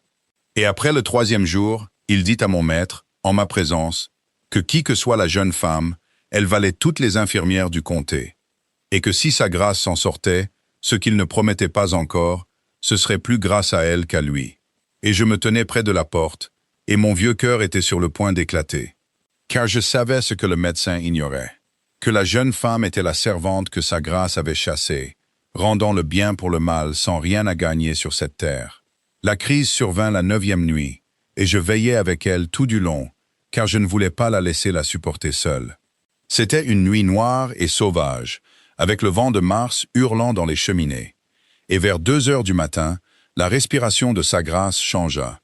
Elle devint si superficielle et si rapide que je pensais que chaque fil de souffle devait être le dernier. Hester se pencha sur elle, les doigts sur le pouls, le visage comme une pierre sculptée à la lueur de la bougie. Et une fois, elle leva les yeux vers moi, et je vis dans son regard qu'elle pensait que la dame s'en allait. Mais elle ne perdit pas la tête, ni sa main sa fermeté. Elle releva les oreillers et souleva plus haut le pauvre corps qui luttait. Elle réussit à faire passer quelques gouttes d'un cordial entre les dents, et elle parla bas et calmement tout le temps dans l'oreille sourde. Des mots apaisants comme on en donne à un enfant effrayé dans le noir. Qu'elle n'était pas seule, qu'on veillait sur elle, et qu'on prenait soin d'elle. Et que ce fut le cordial, la miséricorde de Dieu, ou qu'une femme mourante entendit à travers son délire qu'une main humaine tenait la sienne et ne la lâcherait pas, je ne saurais le dire. Mais un peu avant l'aube, la terrible respiration haletante commença à ralentir et à s'approfondir. Et la peau brûlante se couvrit soudain d'une grande et bienfaisante sueur. Et sa grâce sombra d'un coup de son délire dans un sommeil vrai et naturel. Hester posa la main inerte sur la couverture, mit son propre visage dans ses 2 mains, et resta ainsi, sans un bruit, tandis que la lumière grise montait à la fenêtre et que les oiseaux commençaient à chanter. Et je sortis sur la pointe des pieds, descendis et restai un moment dans la chapelle froide. Un vieil homme qui n'avait pas prié sincèrement depuis 30 ans. Elle était sortie d'affaire à partir de cette heure, bien qu'elle se rétablit lentement, n'étant plus jeune. Et c'est dans ce lent rétablissement que l'autre chose arriva, la chose qui changea tout. Car une femme malade, fraîchement arrachée à la tombe, passe de nombreuses heures éveillée et immobile, et n'a rien d'autre à faire que d'observer. Et sa grâce, ainsi allongée, observait son infirmière, qui était toujours là. Et c'est dans ces longues heures silencieuses, sa fierté aplatie par la faiblesse, et sa vie entièrement due à cette seule créature méprisée, que le grand changement commença à opérer dans ce cœur de granit. Car un cœur fier peut se durcir contre un bienfait reçu en bonne santé, mais il ne peut y résister lorsqu'il est sans défense, et qu'il a observé jour après jour la bonté patiente de la main qui l'a sauvé, et qu'il sait ce que cette main avait failli subir à la place. Ce fut le 5e ou 6e jour du rétablissement, et par le plus pur des hasards, que le dernier voile fut levé. Hester, pensant sa grâce endormie, avait sorti de son sein le plus grand trésor du petit coffret, la chevalière sur son ruban délavé, qu'elle avait gardé sur elle contre les mains voleuses des allées et venues de la chambre du malade, et elle l'avait sortie à la lumière de la lampe et la regardait, comme une personne seule regarde la seule relique de tout ce qu'elle a perdu. Et la douairière n'était pas endormie. Les yeux de sa grâce, enfoncés et vifs dans son visage émacié, étaient ouverts et fixés sur la main de la jeune fille. Et soudain, elle parla, d'un filet de voix que la fièvre lui avait laissé. Elle ordonna à Hester de lui apporter la chose pour qu'elle puisse la voir. La jeune fille sursauta comme si elle avait été prise sur le fait. Elle aurait voulu la cacher et fit une réponse hésitante, que ce n'était rien, un vieux souvenir de son père. Mais sa grâce ne se laissa pas refuser. Car l'habitude du commandement survit à tout le reste dans une telle nature. Elle tendit sa main tremblante, et Hester, qui pouvait refuser un duc, mais pas une vieille femme malade qu'elle avait soignée, défit le ruban de son cou et lui remit la bague dans la main. J'étais dans la pièce, j'étais monté avec le bouillon, et je me tenais près de la porte. J'ai vu toute la scène, et j'emporterai cette vision dans ma tombe. » Sa grâce tint la bague près de la lampe, la tourna et regarda le blason gravé profondément dans la pierre de sang. Le bras en armure saisissant l'épée brisée. Un long moment, dans un silence que je n'osais pas rompre, et je vis son visage changer. La couleur qui venait à peine de revenir s'en alla de nouveau. Sa main se mit à trembler si fort que la bague cliqueta contre celle de son propre doigt. Et elle dit dans un murmure qui semblait arraché d'un lieu profond de 30 ans passés, « Où avez-vous eu cela? Dites-moi la vérité. Jeune fille, à qui était cette bague? » Et Hester, toute déconcertée et à moitié effrayée par ce qu'elle avait provoqué, dit que c'était celle de son père, et de son père avant lui. Que son père était M. Linton, le médecin, qui était mort quand elle était une enfant de 10 ans, dans la pauvreté et le chagrin, mais que Linton, croyait-elle, n'avait pas été son vrai nom, car elle se souvenait que dans son enfance, les domestiques l'appelaient par un autre nom, et qu'il y avait eu, dans le hall de son plus lointain souvenir, un grand tableau d'armoirie avec cette même épée brisée, et une devise en dessous qu'elle avait appris à lire là, sur les genoux de son père, que la valeur survit à la fortune, et que de tout cela, elle n'en savait pas plus. Car son père ne voulait jamais en parler, sauf une fois, à la toute fin, quand il lui avait mis la bague dans la main et lui avait ordonné de la garder, et de ne jamais avoir honte, quoi qu'il arrive, car elle était d'aussi bonne naissance que n'importe quelle dame du pays, et qu'elle en avait été dépouillée par un homme méchant, et que Dieu la rétablirait dans ses droits en son temps. Et à la mention de cette devise et de cette épée brisée, la duchesse douairière de Marchemont retomba sur ses oreillers et ferma les yeux. Et les larmes coulèrent sur ses joues creuses. Les premières et les dernières que je lui vis jamais verser. Et elle dit, si bas que Hester se pencha pour l'entendre, « Rivington, les armoiries sont celles des Rivington. J'ai connu un Rivington autrefois, quand j'étais jeune fille. Et il y a eu une grande injustice, et un jeune homme spolié de son bien et contraint à l'exil. Et personne n'a levé le petit doigt, et moi parmi les autres, je n'ai rien fait. » Et elle n'en dit pas plus alors, mais tourna son visage vers le mur et leur ordonna de la laisser. Et Hester, ne comprenant rien, ramassa la bague, confuse, et sortit vers moi, blanche et tremblante, demandant ce que cela pouvait bien signifier. Et moi, que Dieu me pardonne, je l'éconduisis, car je ne voulais pas lui dire ce que je ne savais pas avec certitude, et ma propre tête était dans un tourbillon. Mais je ne laissais pas tomber le fil. Je m'étais promis de le tirer jusqu'au bout. Et maintenant j'avais un nom à suivre, Rivington. Et je ne perdis pas de temps. Il y a un avoué en ville, un certain monsieur Prewitt, un vieil homme sec et discret, qui s'occupe des affaires de Marchmont depuis des temps immémoriaux. C'est à lui que je me rendis en privé, lors de mon prochain jour de congé. Je tournai la conversation et laissai tomber le nom de Rivington comme une chose que j'avais entendue. Et je le vis dresser l'oreille comme un vieux chien de chasse sur une piste froide. Et peu à peu, au cours de cette rencontre et d'une autre, et par une lettre qu'il écrivit pour moi à un correspondant à Londres qui s'occupait du recouvrement de créances perdues, j'obtins les grandes lignes de l'affaire. Et je les consigne ici, telles qu'elles finirent par être connues, bien que la preuve complète fût encore un travail de plusieurs semaines. Il y avait eu une famille de Rivington, des gentilshommes d'une vieille et petite lignée dans un comté de l'Ouest, déchus, mais de sang irréprochable. Et le dernier des hommes de cette lignée, un certain monsieur Henry Rivington, formé à la médecine parce qu'il ne restait plus de terre pour le maintenir oisif, devait hériter par sa mère d'un beau domaine et d'une somme dans les fonds publics d'un parent sans enfant. Mais il y avait un autre parent, un certain monsieur Silas Cardew, un homme à la ruse de juriste et sans conscience, qui s'était insinué dans la confiance du vieil homme dans sa sénilité, et gérait tout. Et quand le vieil homme mourut, Cardew produisit un testament, des actes et des arrangements, tous en sa propre faveur. Et il fit jeter le doute sur le mariage de la mère d'Henry Rivington et annuler sa créance. Et étant en possession, et riche, et capable d'acheter les témoins et de retarder les procès qu'il voulait, il ruina complètement le jeune homme devant les tribunaux. Il le dépouilla de chaque arpente et de chaque shilling.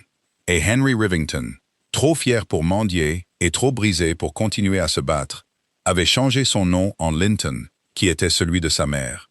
Et il était parti dans l'obscurité pour gagner son pain comme un pauvre médecin parmi les pauvres.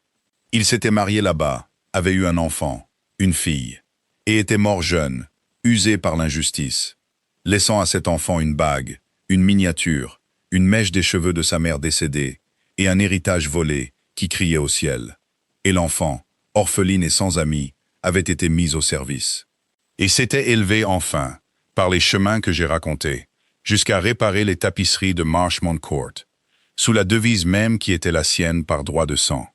Et Silas Cardew était toujours assis, gras et impuni, sur les terres des Rivington, et se disait gentilhomme. Telle était la vérité sur Hester Linton. Et au moment où j'eus toute l'affaire en main, la douairière l'avait aussi, car elle m'avait interrogé une fois qu'elle fut assez forte pour s'asseoir, de cette nouvelle voix basse qu'elle avait ramenée du seuil de la mort. Et je lui avais tout dit.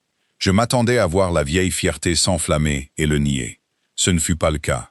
Elle m'écouta jusqu'au bout, les mains jointes, les yeux sur le feu. Et quand j'eus fini, elle resta silencieuse un long moment. Puis elle dit, « Pas à moi je pense, mais à quelques fantômes de sa propre jeunesse. » Alors, la jeune fille que j'aurais jetée sur la route avec un salaire de mendiante est une Rivington, est de meilleure naissance que la moitié des couronnes devant lesquelles je me suis incliné. Et elle m'a donné ma vie pour le tort que je lui ai fait. Et elle me congédia, et je partis. Et en fermant la porte, je la vis encore assise près du feu, très immobile. Une vieille femme fière, regardant dans les flammes la ruine de ses propres certitudes, avec quelque chose qui travaillait sur ce visage dur, que je n'avais jamais vu en 40 ans, et que je ne peux qu'appeler le début de la honte, et d'une étrange et tardive tendresse qui luttait pour percer, comme la première verdure à travers le gel. Mais elle ne dit encore aucun mot à son fils, ni au monde, ni à la jeune fille elle-même. Et je compris son silence, aussi dur fut-il à supporter, car la chose était vraie, mais pas encore prouvée, et sa grâce était trop juste et trop fière pour élever une jeune fille sans amis devant le comté sur une histoire que les avocats d'un coquin pourraient mettre en pièces. Il n'était pas non plus dans cette nature de granit de plier d'un coup, et ouvertement. Et il y avait les autres obstacles. Cardew était invaincu sur ses terres volées, et tant qu'il y serait, Hester était une prétendante et non une héritière. Mon maître, toujours dans l'ignorance, aimait une jeune fille qu'il croyait être une servante, et cette jeune fille l'aimait trop pour le prendre ainsi, et partirait dès que ses forces reviendraient. Et quelque part sur une route lointaine, Lady Sabrina Vaughan nourrissait sa vanité blessée et son projet contrecarré. Et une telle femme ne pardonne pas, et était très loin d'en avoir fini avec nous. La vérité était connue entre ces murs de deux vieillards qui aimaient la jeune fille, et d'une fière dame dont le cœur était en train de changer. Mais elle était enfermée en nous comme un bijou dans une main fermée. Et Pâques approchait, et entre la connaissance de la vérité et sa révélation, il y avait encore un espace sombre, dans lequel je craignais, et j'avais de bonnes raisons de craindre, que nous n'en ayons pas fini avec le chagrin. Le coup, quand il tomba, ne vint pas du quartier que j'avais le plus surveillé. J'avais gardé un œil sur Cardew et sur la lente preuve de la créance à laquelle M. Preet travaillait en ville. J'avais pensé à Lady Sabrina Vaughan comme à un coup manqué. Une femme partie avec sa rancune inassouvie, mais son pouvoir, comme je le supposais sottement, laissé derrière sur le gravier. J'étais un sot pour ma peine. Une telle femme ne dépense pas sa rancune en une seule décharge pour en finir. Elle la ramène chez elle, la nourrit et la laisse croître dans l'ombre. Et elle a des amis, des plumes et une langue qui a été éduquée depuis le berceau à commettre des meurtres avec un sourire. Et elle avait eu, pendant ces semaines à la demeure, des yeux assez vifs pour voir de quel côté le vent tournait entre le fils de sa grâce et la jeune fille discrète qui réparait les tapisseries. Elle était partie avec cette scène en mémoire et avait seulement attendu de savoir comment se terminerait la maladie de la douairière, pour savoir sur lequel d'entre nous s'acharner. Car la nouvelle s'était répandue dans le comté, comme de telles nouvelles le font, que la servante avait soigné la duchesse douairière pendant la fièvre purulente, quand les infirmières payées s'étaient enfuies. Et elle s'était répandue, de plus, colorée par l'étonnement des offices de 3 grandes maisons, qui disaient que la couturière et mon maître étaient devenus étrangement proches, et que sa grâce, qui avait si durement traité la jeune fille, était maintenant inséparable d'elle. Il n'y a rien que les oisifs aiment plus qu'un tel conte, et rien qu'il ne soit plus prompt à gâcher. Et dans ce sol fertile, Lady Sabrina jeta sa semence, et elle germa comme elle l'avait prévu. J'en eus le premier écho de M. Preet lui-même. Il vint me voir un matin cru de la dernière semaine de carême, le visage plus long que ses propres mauvaises nouvelles n'avait l'habitude de le rendre. Nous nous tenions dans le froid du bureau de l'intendant. Il tourna son chapeau dans ses mains et me dit qu'une vilaine rumeur circulait dans le voisinage. Répondu, il n'en doutait pas, par une main qui voulait du mal à la jeune femme. Et étant pressé, il me la livra. On disait, et on le disait dans les maisons mêmes qui étaient invitées à Marchemont pour la réception de Pâques, que la couturière de la demeure était une créature intrigante de la pire espèce, qui s'était d'abord insinuée dans les bonnes grâces de mon maître, par des artifices que je ne souillerai pas cette page en les nommant. Puis, n'ayant pas réussi à parvenir à ses fins, s'était introduite de force dans la chambre de la duchesse malade dans un but précis, jouant l'ange gardien auprès d'une femme mourante qui ne pouvait se défendre, pour s'assurer une créance de gratitude sur la famille, et s'insinuer par cet escalier de service dans une position qu'elle était née trop bas pour avoir jamais rêvé d'atteindre honnêtement, et pour dorer le mensonge et le rendre à l'épreuve de la bonté même qui aurait dû la protéger, ils avaient ajouté le coup le plus cruel. Que cette même jeune fille se faisait maintenant passer, ma foi, pour une dame déguisée, une héritière lésée de sang ancien, une jolie romance, disaient les beaux esprits, inventée à partir d'une vieille bague et d'un visage peint dans une boîte, pour duper une vieille femme malade et sotte et un seigneur épris. Et que quiconque avec un sou de bon sens pouvait voir que c'était la ruse la plus commune d'une traînée, s'affubler d'un beau nom quand elle avait une fortune en vue. Je restai là à l'écouter, et je sentis le vieux sang battre à mes tempes comme je ne l'avais pas senti depuis 30 ans. Car voyez la ruse diabolique, la vérité même, qu'elle était une Rivington et spoliée de son bien, était prise et transformée en principal chef d'accusation contre elle. De sorte que plus nous nous approchions de prouver sa naissance, plus cela ressemblerait au coup de grâce de son imposture. Elle était devenue par sa bonté un objet de risée, et la seule arme que le ciel nous avait donnée pour la rétablir dans ses droits nous était arrachée des mains et retournée contre elle, et elle ne pouvait maintenant se déclarer sans sembler prouver la calomnie vraie. Je compris à cette heure pourquoi sa grâce avait été si lente et si grave à propos de la révélation. Une chose doit être prouvée jusqu'au bout de la loi avant d'être dite, sinon c'est pire que le silence. Et la preuve n'était pas faite. Ce n'était pas tout, hélas. Car M. Pruitt, s'étant soulagé d'une chose, passa à l'autre, et c'était du même acabit. Ses enquêtes à Londres n'étaient pas passées inaperçues. M. Silas Cardew, semblait-il, s'était rendu compte qu'une main tirait sur la vieille affaire du domaine Rivington. Que des lettres avaient été écrites, des recherches faites dans les registres paroissiaux du comté de l'Ouest, et des questions posées concernant un mariage d'il y a 30 ans. Et Cardew, étant ce qu'il était, n'était pas resté inactif. Il avait mis ses propres avoués au travail. Et la nouvelle était venue que le registre de cette paroisse, le registre même où se trouvait l'acte de mariage de la mère d'Henry Rivington, qui était la pierre angulaire de toute la revendication, avait été soudainement trouvé manquant d'une feuille. Arrêté net, dit M. Pruitt, à sa manière sèche, quelque temps au cours des 12 derniers mois, par des mains inconnues. Et aucune preuve maintenant de ce mariage, sinon par la mémoire des vivants. Et les vivants qui pouvaient témoigner d'un mariage d'il y a 30 ans étaient peu nombreux et vieux, et ne pouvaient être trouvés qu'après de longues recherches, si tant est qu'on les trouve. L'homme nous a devancés, dit M. Pruitt. Il a coupé l'herbe sous le pied de la revendication, et il l'a fait proprement. Et je ne vous tromperai pas, M. Dutton, dans l'état actuel des choses, je ne pourrais porter cette affaire devant aucun tribunal en Angleterre, avec un espoir de verdict. Nous avons la bague, la miniature, la parole de la jeune femme, et ma propre certitude. Et contre nous, nous avons la possession, l'argent, un registre déchiré, et maintenant cette histoire immonde, pour empoisonner toutes les oreilles, avant même que nous n'ouvrions la bouche. Voilà donc, tout réuni en une seule heure. La preuve en péril, le nom sali, le scélérat nous devançant sur la route. Et tout le comté assemblé, instruit pour voir dans la chose la plus noble que cette jeune fille ait jamais faite, la chose la plus vile qu'une femme puisse faire. Et Pâques a seulement 10 jours. Et la grande maison s'agitant déjà avec les premiers préparatifs, l'argenterie sortant de ses coffres, et les plus belles chambres aérées pour la réception, qui aurait dû être sa justification et qui allait maintenant être son pilori. Je l'ai mal supporté, que Dieu me pardonne. J'avais l'intention de le lui cacher. Mais elle était trop vive et trop habituée à lire les visages des grands au-dessus d'elle pour être tenue longtemps dans l'ignorance. Dans une maison qui avait commencé tout à coup à se taire à son passage. Les servantes qui l'avaient récemment admirée écartaient un peu leurs jupes. Un garçon de course dit un mot dans la cour, et à la fin, ce fut l'une des femmes de chambre, une fille assez bonne mais faible, qui lui déballa tout dans un accès de pitié mal placé, pensant, je n'en doute pas, la prévenir. Et Hester vint me voir ce soir-là, dans le petit passage près de l'office. Là où, un long semestre auparavant, je l'avais remarquée pour la première fois en train de réparer la vieille tapisserie.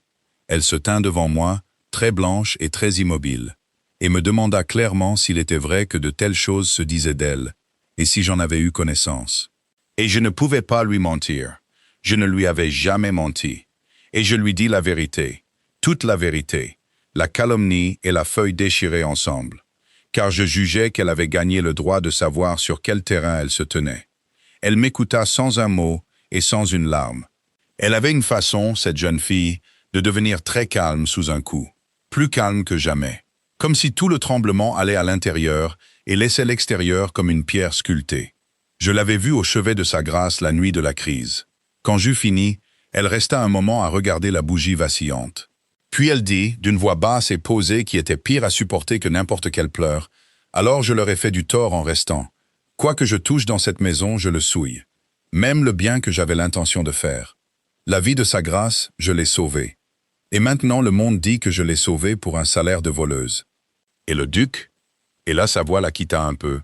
Elle s'arrêta, la rassembla et continua. « Le duc ne peut pas lever le petit doigt pour moi, sans que le monde ne dise qu'il ne fait que couvrir sa propre folie. Et plus il me défendra, plus je paraîtrai immonde, et lui avec moi. Je ne serai pas la ruine de cette maison, monsieur Dutton. J'ai mangé son pain, je ne la payerai pas ainsi. Je commençais à dire que sa grâce connaissait la vérité, que le cœur de sa grâce avait changé, que nous n'avions qu'à tenir bon et à prouver la chose, et que tout s'arrangerait. Mais elle m'arrêta d'un regard. « Le prouver comment ?» dit-elle. Vous m'avez dit vous-même que la preuve a été arrachée du livre, et voulez-vous que sa grâce se lève devant ses propres invités et jure d'une revendication qu'aucun tribunal n'entendra, et mette son nom et celui de son fils contre une calomnie, sur la parole d'une servante qu'elle a prise en pitié? Non. J'ai plus réfléchi à cela que vous ne le pensez ces derniers jours, sentant le froid entrer dans la maison avant d'en connaître la cause. Si je suis ici à Pâques, je suis un couteau sous leur gorge, que l'histoire soit crue ou non. Et si elle est crue, j'ai fait de sa grâce, que je mourrai pour servir, la risée de tous pour sa charité. Et j'ai fait de lui, elle ne voulut pas prononcer son nom à nouveau, un objet de moquerie pour son cœur. Je préfère être parti et être oublié, et laisser l'histoire mourir faute de quelqu'un à montrer du doigt. Une histoire a besoin que son héroïne soit présente, sinon elle se fane. Je leur enlèverai au moins cela. Ce fut cette nuit-là, ou la nuit d'après, que la séparation la plus difficile eut lieu. Celle que j'avais redoutée par-dessus tout, que je ne pouvais lui épargner, et que je n'aurais pour rien au monde voulu voir si mon devoir m'avait permis d'être ailleurs.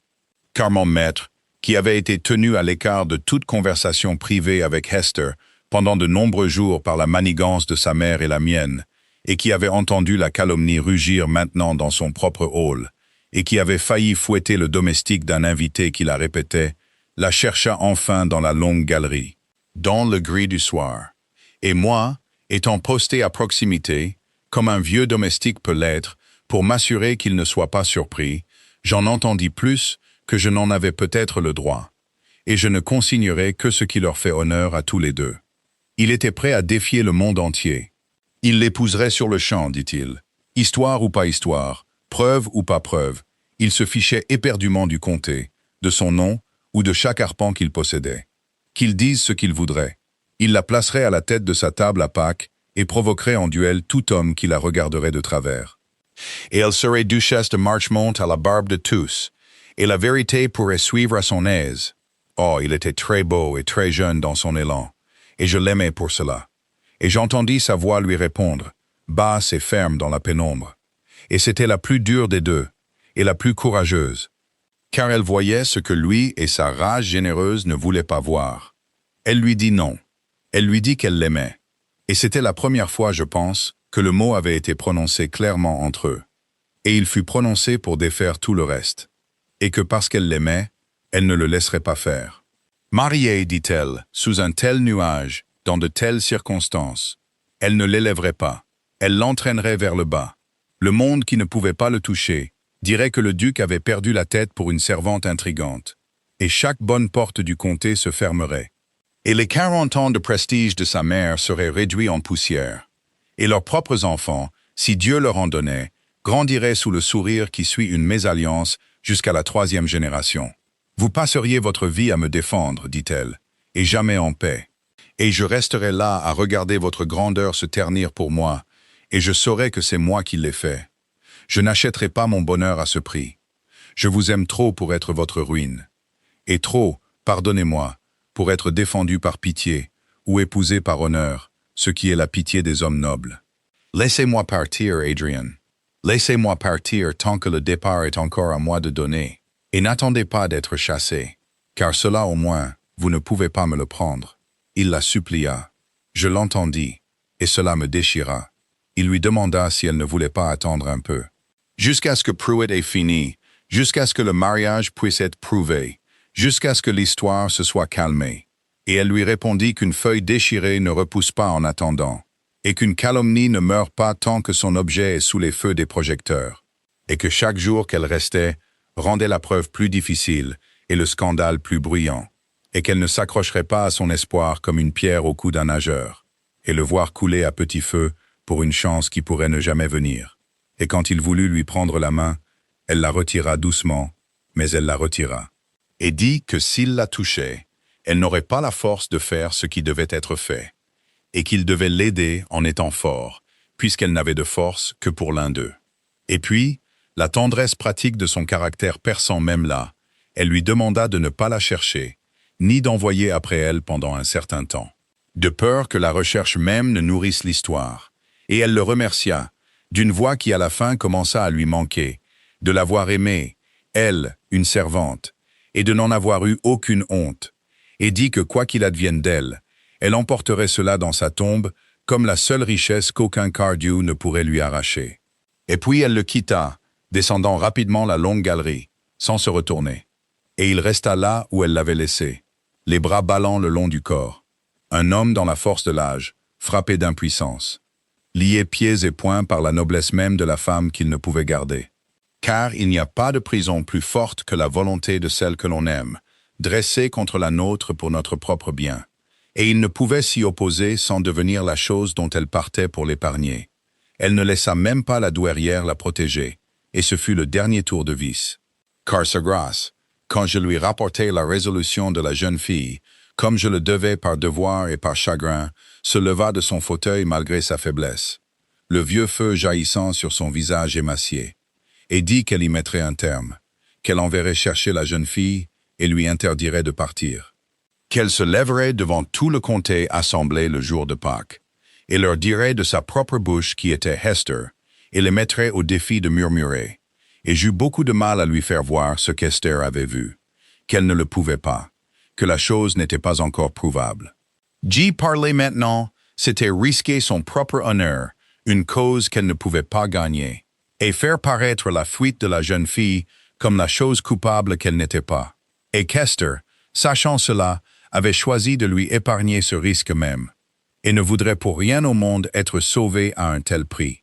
Et quand enfin sa grâce comprit que la servante à qui elle avait autrefois jeté un salaire de mendiante ne la laisserait même pas ouvrir la bouche pour sa défense, par un souci de l'honneur de Marchemont plus tendre que celui de la douairière elle-même, elle se rassit très lentement, mit sa main sur ses yeux et dit, d'une voix que je n'avais jamais entendue d'elle en 40 ans, « Elle me fait honte vivante, comme j'aurais voulu la couvrir de honte mourante.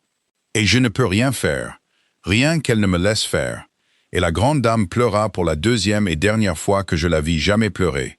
Et c'était pire à voir que la première. Ainsi, la chose était décidée et ne pouvait être contredite.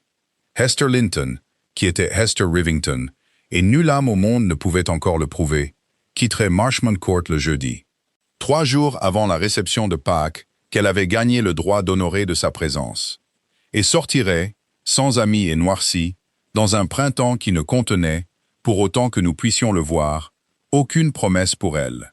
Son nom était devenu un objet de risée dans la bouche des gens mêmes qui auraient dû l'honorer. Sa revendication gisait, déchirée, dans un registre de campagne hors de notre portée. Cardew était assis, gras et prévenu, sur ses terres. Lady Sabrina, que j'appris devait venir à la réception après tout, maintenant que sa rivale allait en être chassée, paradait sur son triomphe. Et la vérité qui aurait dû briller comme un phare était enfermée et impuissante dans le cœur de trois vieillards qui aimaient la jeune fille et ne pouvaient lever le petit doigt pour elle. Je descendis cette nuit-là à la chapelle froide où j'avais prié la nuit de la crise, mais je ne trouvais aucune prière en moi, seulement une peur sourde et lancinante.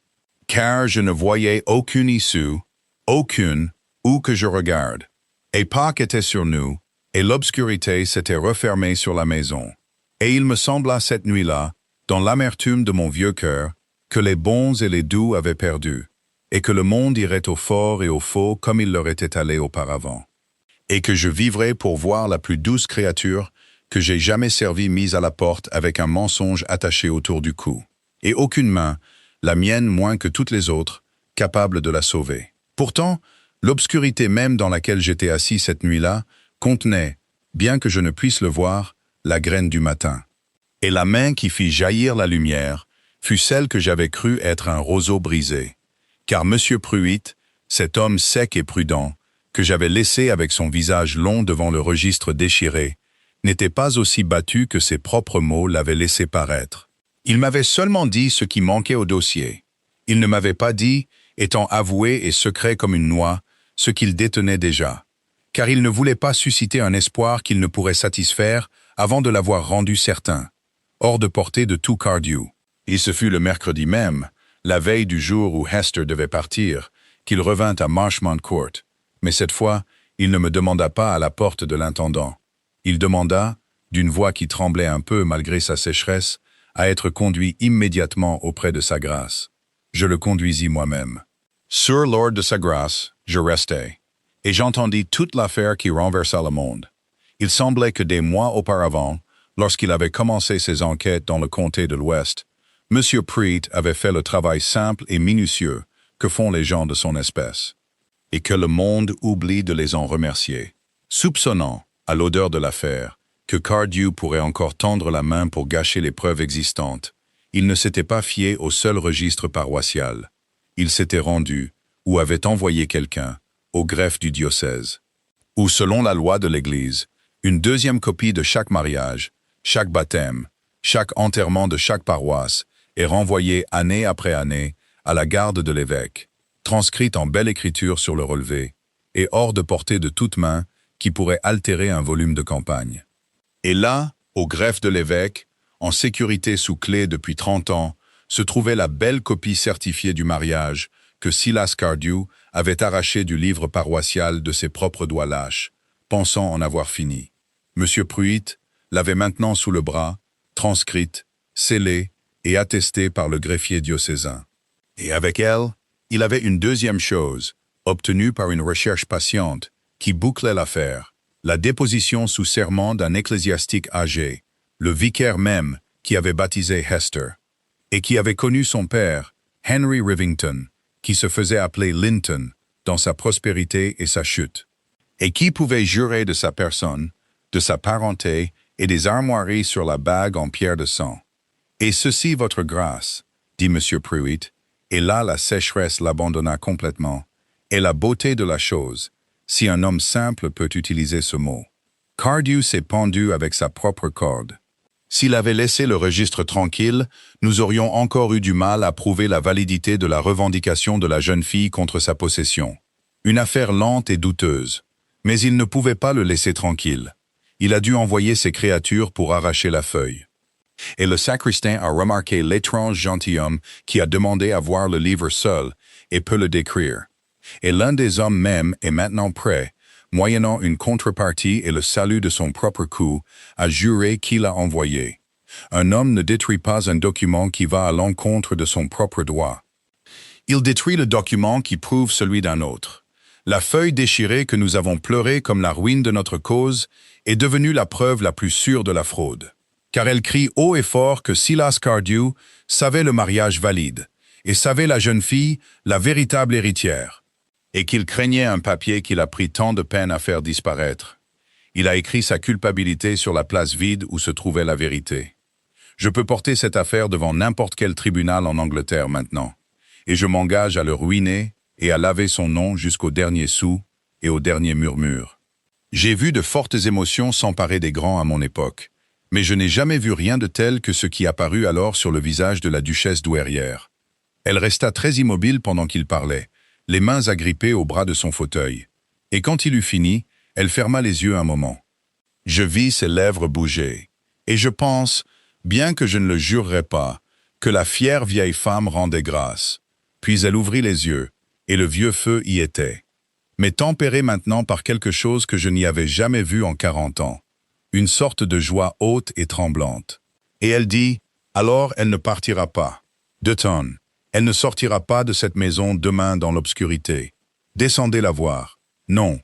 Et elle se reprit, et une résolution lente et terrible envahit son visage. Le regard d'un général qui voit tout le champ de bataille s'ouvrir devant lui, et le chemin de la victoire clair. Non, ne lui dites rien encore de la preuve. Laissez-la maintenir son intention de partir. Laissez-la se croire encore vaincue, mais pour un jour, car je veux tout, et je le veux à ma manière, et je l'aurai devant eux tous. Je ne la compris pas alors, mais je devais la comprendre dans l'heure, et bénir sa fierté pour cela, car sa grâce avait vu, plus vite que moi, qu'un écrit privé ne suffirait pas. Hester avait été lésée en public, devant le comté, dans la bouche des plus grandes familles de 3 comtés, et sa grâce voulait qu'elle soit rétablie dans ses droits en public, devant ces mêmes personnes, à la même table où la calomnie avait circulé avec le vin. Une justification discrète, une lettre ici et un mot là, laisserait le poison agir dans 100 cœurs pendant des années. Non. La duchesse douairière de Marchmont arracherait le poison à la racine. En face de tous, le jour de Pâques, de ses propres mains et à genoux, et elle avait déjà, assise là, planifié jusqu'au dernier détail comment cela se ferait. Hester ne fut donc pas appelée cette nuit-là, et ne sut rien, et j'eus beaucoup de mal, Dieu le sait, à garder ma contenance en bas, et à regarder ce doux visage blanc au souper des domestiques, si calme et si résolu dans son chagrin, sachant ce que je savais, et ayant l'interdiction de parler. Mais sa grâce envoya secrètement, et par un messager rapide, et le départ d'Esther fut discrètement retardé. Un mot disant que la douairière la suppliait, comme le dernier service qu'elle lui demanderait jamais, de rester pour la fête, et de ne pas faire honte à sa charité en la fuyant.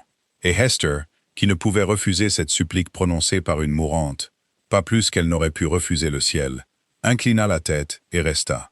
Pensant qu'elle n'était gardée que pour être une humble sous-servante en marge d'une fête qui aurait dû être son triomphe. Elle ne se doutait de rien.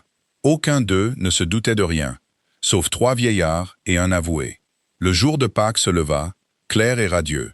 Un de ces matins bleus et limpides du printemps anglais, où toute la campagne semble fraîchement lavée, et où les pierres mêmes de la vieille maison semblent joyeuses.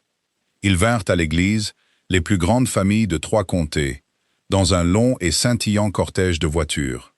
Et parmi eux, grande, belle et sûre d'elle, se trouvait Lady Sabrina Vaughan, venue voir sa rivale chassée et son long jeu enfin gagné, et s'attendant, je n'en doute pas, à entendre avant la fin de la journée l'annonce du grand mariage qui devait la couronner.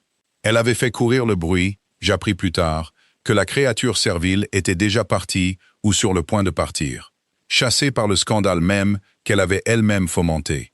Et elle portait sa belle tête froide ce matin-là, comme quelqu'un qui a gagné. Elle sourit au duc à travers le cimetière, avec une confiance qui me retourna le vieil estomac. Le grand dîner était servi au milieu de la journée, dans la longue salle, sous les portraits de famille. Une table comme je n'en avais pas dressée depuis 20 ans. L'argenterie de Marchmont, sortie de ses coffres, étincelait. Et au-dessus du sel, toute la fleur des comtés. Des comtes et leurs dames, l'évêque lui-même à la droite de sa grâce. Et Lady Sabrina, placée en grand honneur près de mon maître. Et Hester, car sa grâce l'avait commandé en privé, et j'avais veillé à ce que ce soit fait, était dans la salle. Mais en bas, parmi les domestiques principaux qui attendaient, dans sa simple robe de toile grise, les yeux baissés, accomplissant les derniers petits offices de sa condition avec cette grâce patiente qui m'avait d'abord trahi sa nature 1 an auparavant. Elle pensait, pauvre âme, qu'elle était là pour servir. Je me tenais à mon poste derrière le fauteuil de mon maître, et mon cœur battait si fort que je m'étonnais que la compagnie ne l'entende pas. Le premier service fut enlevé, et le second servi. La conversation allait bon train et facile le long de la table scintillante. Et puis, la duchesse douairière de Marchmont se leva à sa place. Elle se leva lentement, car elle venait à peine de se lever de son lit de malade, et s'appuya un instant sur la table. Mais elle se redressa de toute sa hauteur, droite comme un grenadier comme elle l'avait toujours été. Et elle se tint dans un silence qui se fit de lui-même. Car quand cette femme se levait, les pièces devenaient silencieuses. Tous les visages se tournèrent vers elle, s'attendant, je n'en doute pas, à un gracieux mot de bienvenue au festin, ou à l'annonce même que Lady Sabrina attendait. Elle laissa le silence s'installer. Puis elle tendit la main et, d'une voix claire, froide et retentissante, qui porta jusqu'au bout de la salle, elle dit « Avant d'aller plus loin, j'ai un devoir à accomplir que j'ai trop longtemps négligé, et je vais l'accomplir maintenant, devant vous tous, afin qu'il n'y ait aucun coin de ces 3 comtés qu'il n'atteigne. Hester, venez ici. » Et Hester, au bout de la table, leva son visage surpris et remonta, sans savoir ce qui se passait, la longue salle entre les tables des grands. Dans sa robe grise, tous les yeux sur elle, et se tint devant la duchesse, les mains jointes et la tête un peu baissée, comme une servante qui a été appelée pour être réprimandée. Et alors, la duchesse douairière de Marchmont, à la vue des plus grandes familles de 3 comtés, rassembla ses soies raides dans ses 2 mains, plia ses fiers vieux genoux et s'abaissa devant la servante dans une révérence ample et formelle, basse, lente et complète. La révérence que l'on fait à une reine. J'ai dit que je consignerais cela fidèlement, et je ne vais pas le gâcher maintenant avec beaucoup de mots, car il n'y a pas de mots pour ce qui traversa cette salle. C'était comme si le soleil s'était arrêté. Chaque fourchette dans 3 comtés tomba. Une grande dame donna un petit cri et mit la main sur sa poitrine. L'évêque se leva à moitié de son fauteuil. Et le long de toute la longueur flamboyante de cette table, les gens les plus fiers d'Angleterre étaient assis, figés, les mains suspendues en l'air, regardant, incapables de croire ce que leurs yeux leur disaient. Et Hester se tenait là, blanche comme la mort, les mains tendues comme pour relever la vieille femme, les lèvres formant un mot qui ne voulait pas venir. La douairière se releva, se hâta de se tourner vers la table et parla, et sa voix ne trembla jamais, malgré les larmes qui perlaient sans couler dans ses vieux yeux. « Vous avez l'air, dit-elle, d'avoir vu votre duchesse faire une chose étrange. Vous allez apprendre pourquoi. Cette dame, que l'on vous a appris à nommer servante, est pire qu'une servante, car je sais ce qui a circulé autour de ces tables et par quelle langue, n'est pas une servante. Elle est Mademoiselle Hester Rivington, fille unique d'Henry Rivington, gentilhomme d'une vieille et honorable maison, qui est mort lésé et dépouillé par la fraude d'un parent qui a arraché l'acte même de sa naissance du livre de Dieu pour la priver de son bien. Cette fraude est maintenant prouvée, au-delà de tout doute, pour n'importe quel tribunal. Et son auteur en répondra devant la loi dans le mois. Cette dame est née gentilhomme et a été réduite à balayer mes foyers par le vol d'un scélérat. Et elle l'a supporté sous mon toit, cette année passée, avec une patience et une douceur qui font honte à chaque âme à cette table, moi la première et la plus profondément. Et je vais vous dire une chose de plus, et alors vous saurez pourquoi j'ai plié le genou. Quand la fièvre est venue, et que les infirmières payées ont fui ma chambre de malade par peur pour leur propre peau, et que mes propres médecins m'ont abandonné, cette jeune fille, cette servante, cette créature que l'on vous a ordonné de mépriser, s'est enfermée avec moi. Elle m'a soigné pendant le pire de la maladie de ses propres mains, 3 jours et 3 nuits, et ne m'a jamais quitté, et m'a rendu la vie que vous voyez. Je lui dois le souffle que je dépense maintenant. Il n'y a pas un homme ou une femme ici qui ait fait ou fera dans toute une vie une chose à moitié aussi courageuse et bonne. Je me suis incliné devant elle parce qu'elle est plus digne d'honneur que n'importe lequel d'entre nous, et parce que je lui ai fait un grand tort dans cette salle avec un salaire de mendiante autrefois jeté avec mépris. Et je le réparerai dans cette salle ou nulle part ailleurs. Et je l'accueille. Ici, la vieille voix se brisa enfin, mais elle alla jusqu'au bout. Je l'accueille devant vous tous, non pas comme ma servante, ni comme ma pensionnaire, mais comme ma fille, l'épouse choisie de mon fils et la prochaine duchesse de Marchemont. Et le premier d'entre vous qui ne l'honorera pas devra me répondre tant que je vivrai, et à lui quand je serai parti. Je regardai mon maître à ce moment-là, et j'emporterai son visage dans ma propre tombe. Il s'était levé quand sa mère s'était levée. Ils se tenaient maintenant les yeux fixés sur Hester, et une lumière en eux comme un homme qui voit la porte du ciel s'ouvrir. Il contourna le bout de la table, passa devant l'évêque, devant toute la compagnie stupéfaite, et prit sa main devant eux tous.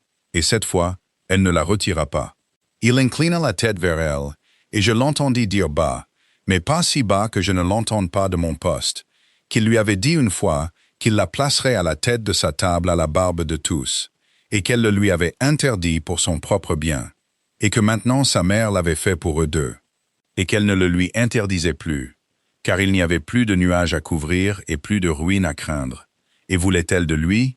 Et elle leva enfin son visage vers le sien, l'immobilité sculptée toute brisée et débordante, et dit seulement son nom, Adrian, comme elle l'avait dit ce soir gris dans la galerie quand elle l'avait renvoyé. Mais elle le dit maintenant de l'autre manière, pour le garder. Et ce fut une réponse suffisante, et toute la salle le vit.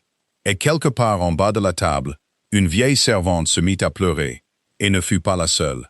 Et quant à Lady Sabrina, je regardai, car je ne suis pas au-dessus de telles choses. Et elle était assise parmi les ruines de son triomphe, le sang ayant quitté son visage, puis y refluant, écarlate, car chaque œil qui s'était tourné pour s'émerveiller d'Esther se tourna ensuite, et froidement, pour comprendre en un souffle de qui avait été la langue. Et dans la demi-heure, prétextant une indisposition soudaine, elle demanda sa voiture et partit. Et je peux dire qu'elle ne fut plus jamais invitée à Marchemont, ni ne trouva les portes de ces trois comtés si faciles pour elle par la suite, car le monde qui avait bu sa calomnie avait maintenant la vérité pour en laver le goût, et il l'aimait d'autant moins d'avoir été son instrument. Quant à Silas Cardew, M. Pruitt tint parole. Le procès eut lieu. La feuille déchirée, la copie diocésaine et les hommes assermentés le ruinèrent complètement. Et avant la fin de l'année, il était un homme ruiné et marqué au fer rouge. Et le patrimoine d'Esther, ou la plus grande partie, lui fut restitué. Bien qu'à ce moment-là, Dieu sait qu'elle avait une maison plus grande que celle que son père n'avait jamais possédée. Ils se marièrent en été, dans la petite église sous la colline où ils s'étaient tenus ce matin de Pâques. Et je n'essaierai pas de dire comment le comté vint pour le voir, ni comment les cloches sonnèrent, ni à quoi ressemblait mon maître, car on peut pardonner à un homme de mon âge un voile sur les yeux à une telle vue. Elle se maria depuis Marchmont Court comme sa fille Honorée, en blanc, avec la miniature de son père sur son cœur et la chevalière en pierre de sang avec les armoiries des Rivington. Le bras en armure et l'épée brisée, et la devise que la valeur survit à la fortune, sur un beau ruban neuf à sa poitrine. Et la duchesse douairière se tenait au premier rang de l'église, droite et fière, pleurant ouvertement, et ne se souciant pas de qui la voyait. Et elle remit la mariée entre les mains de son fils de sa propre main.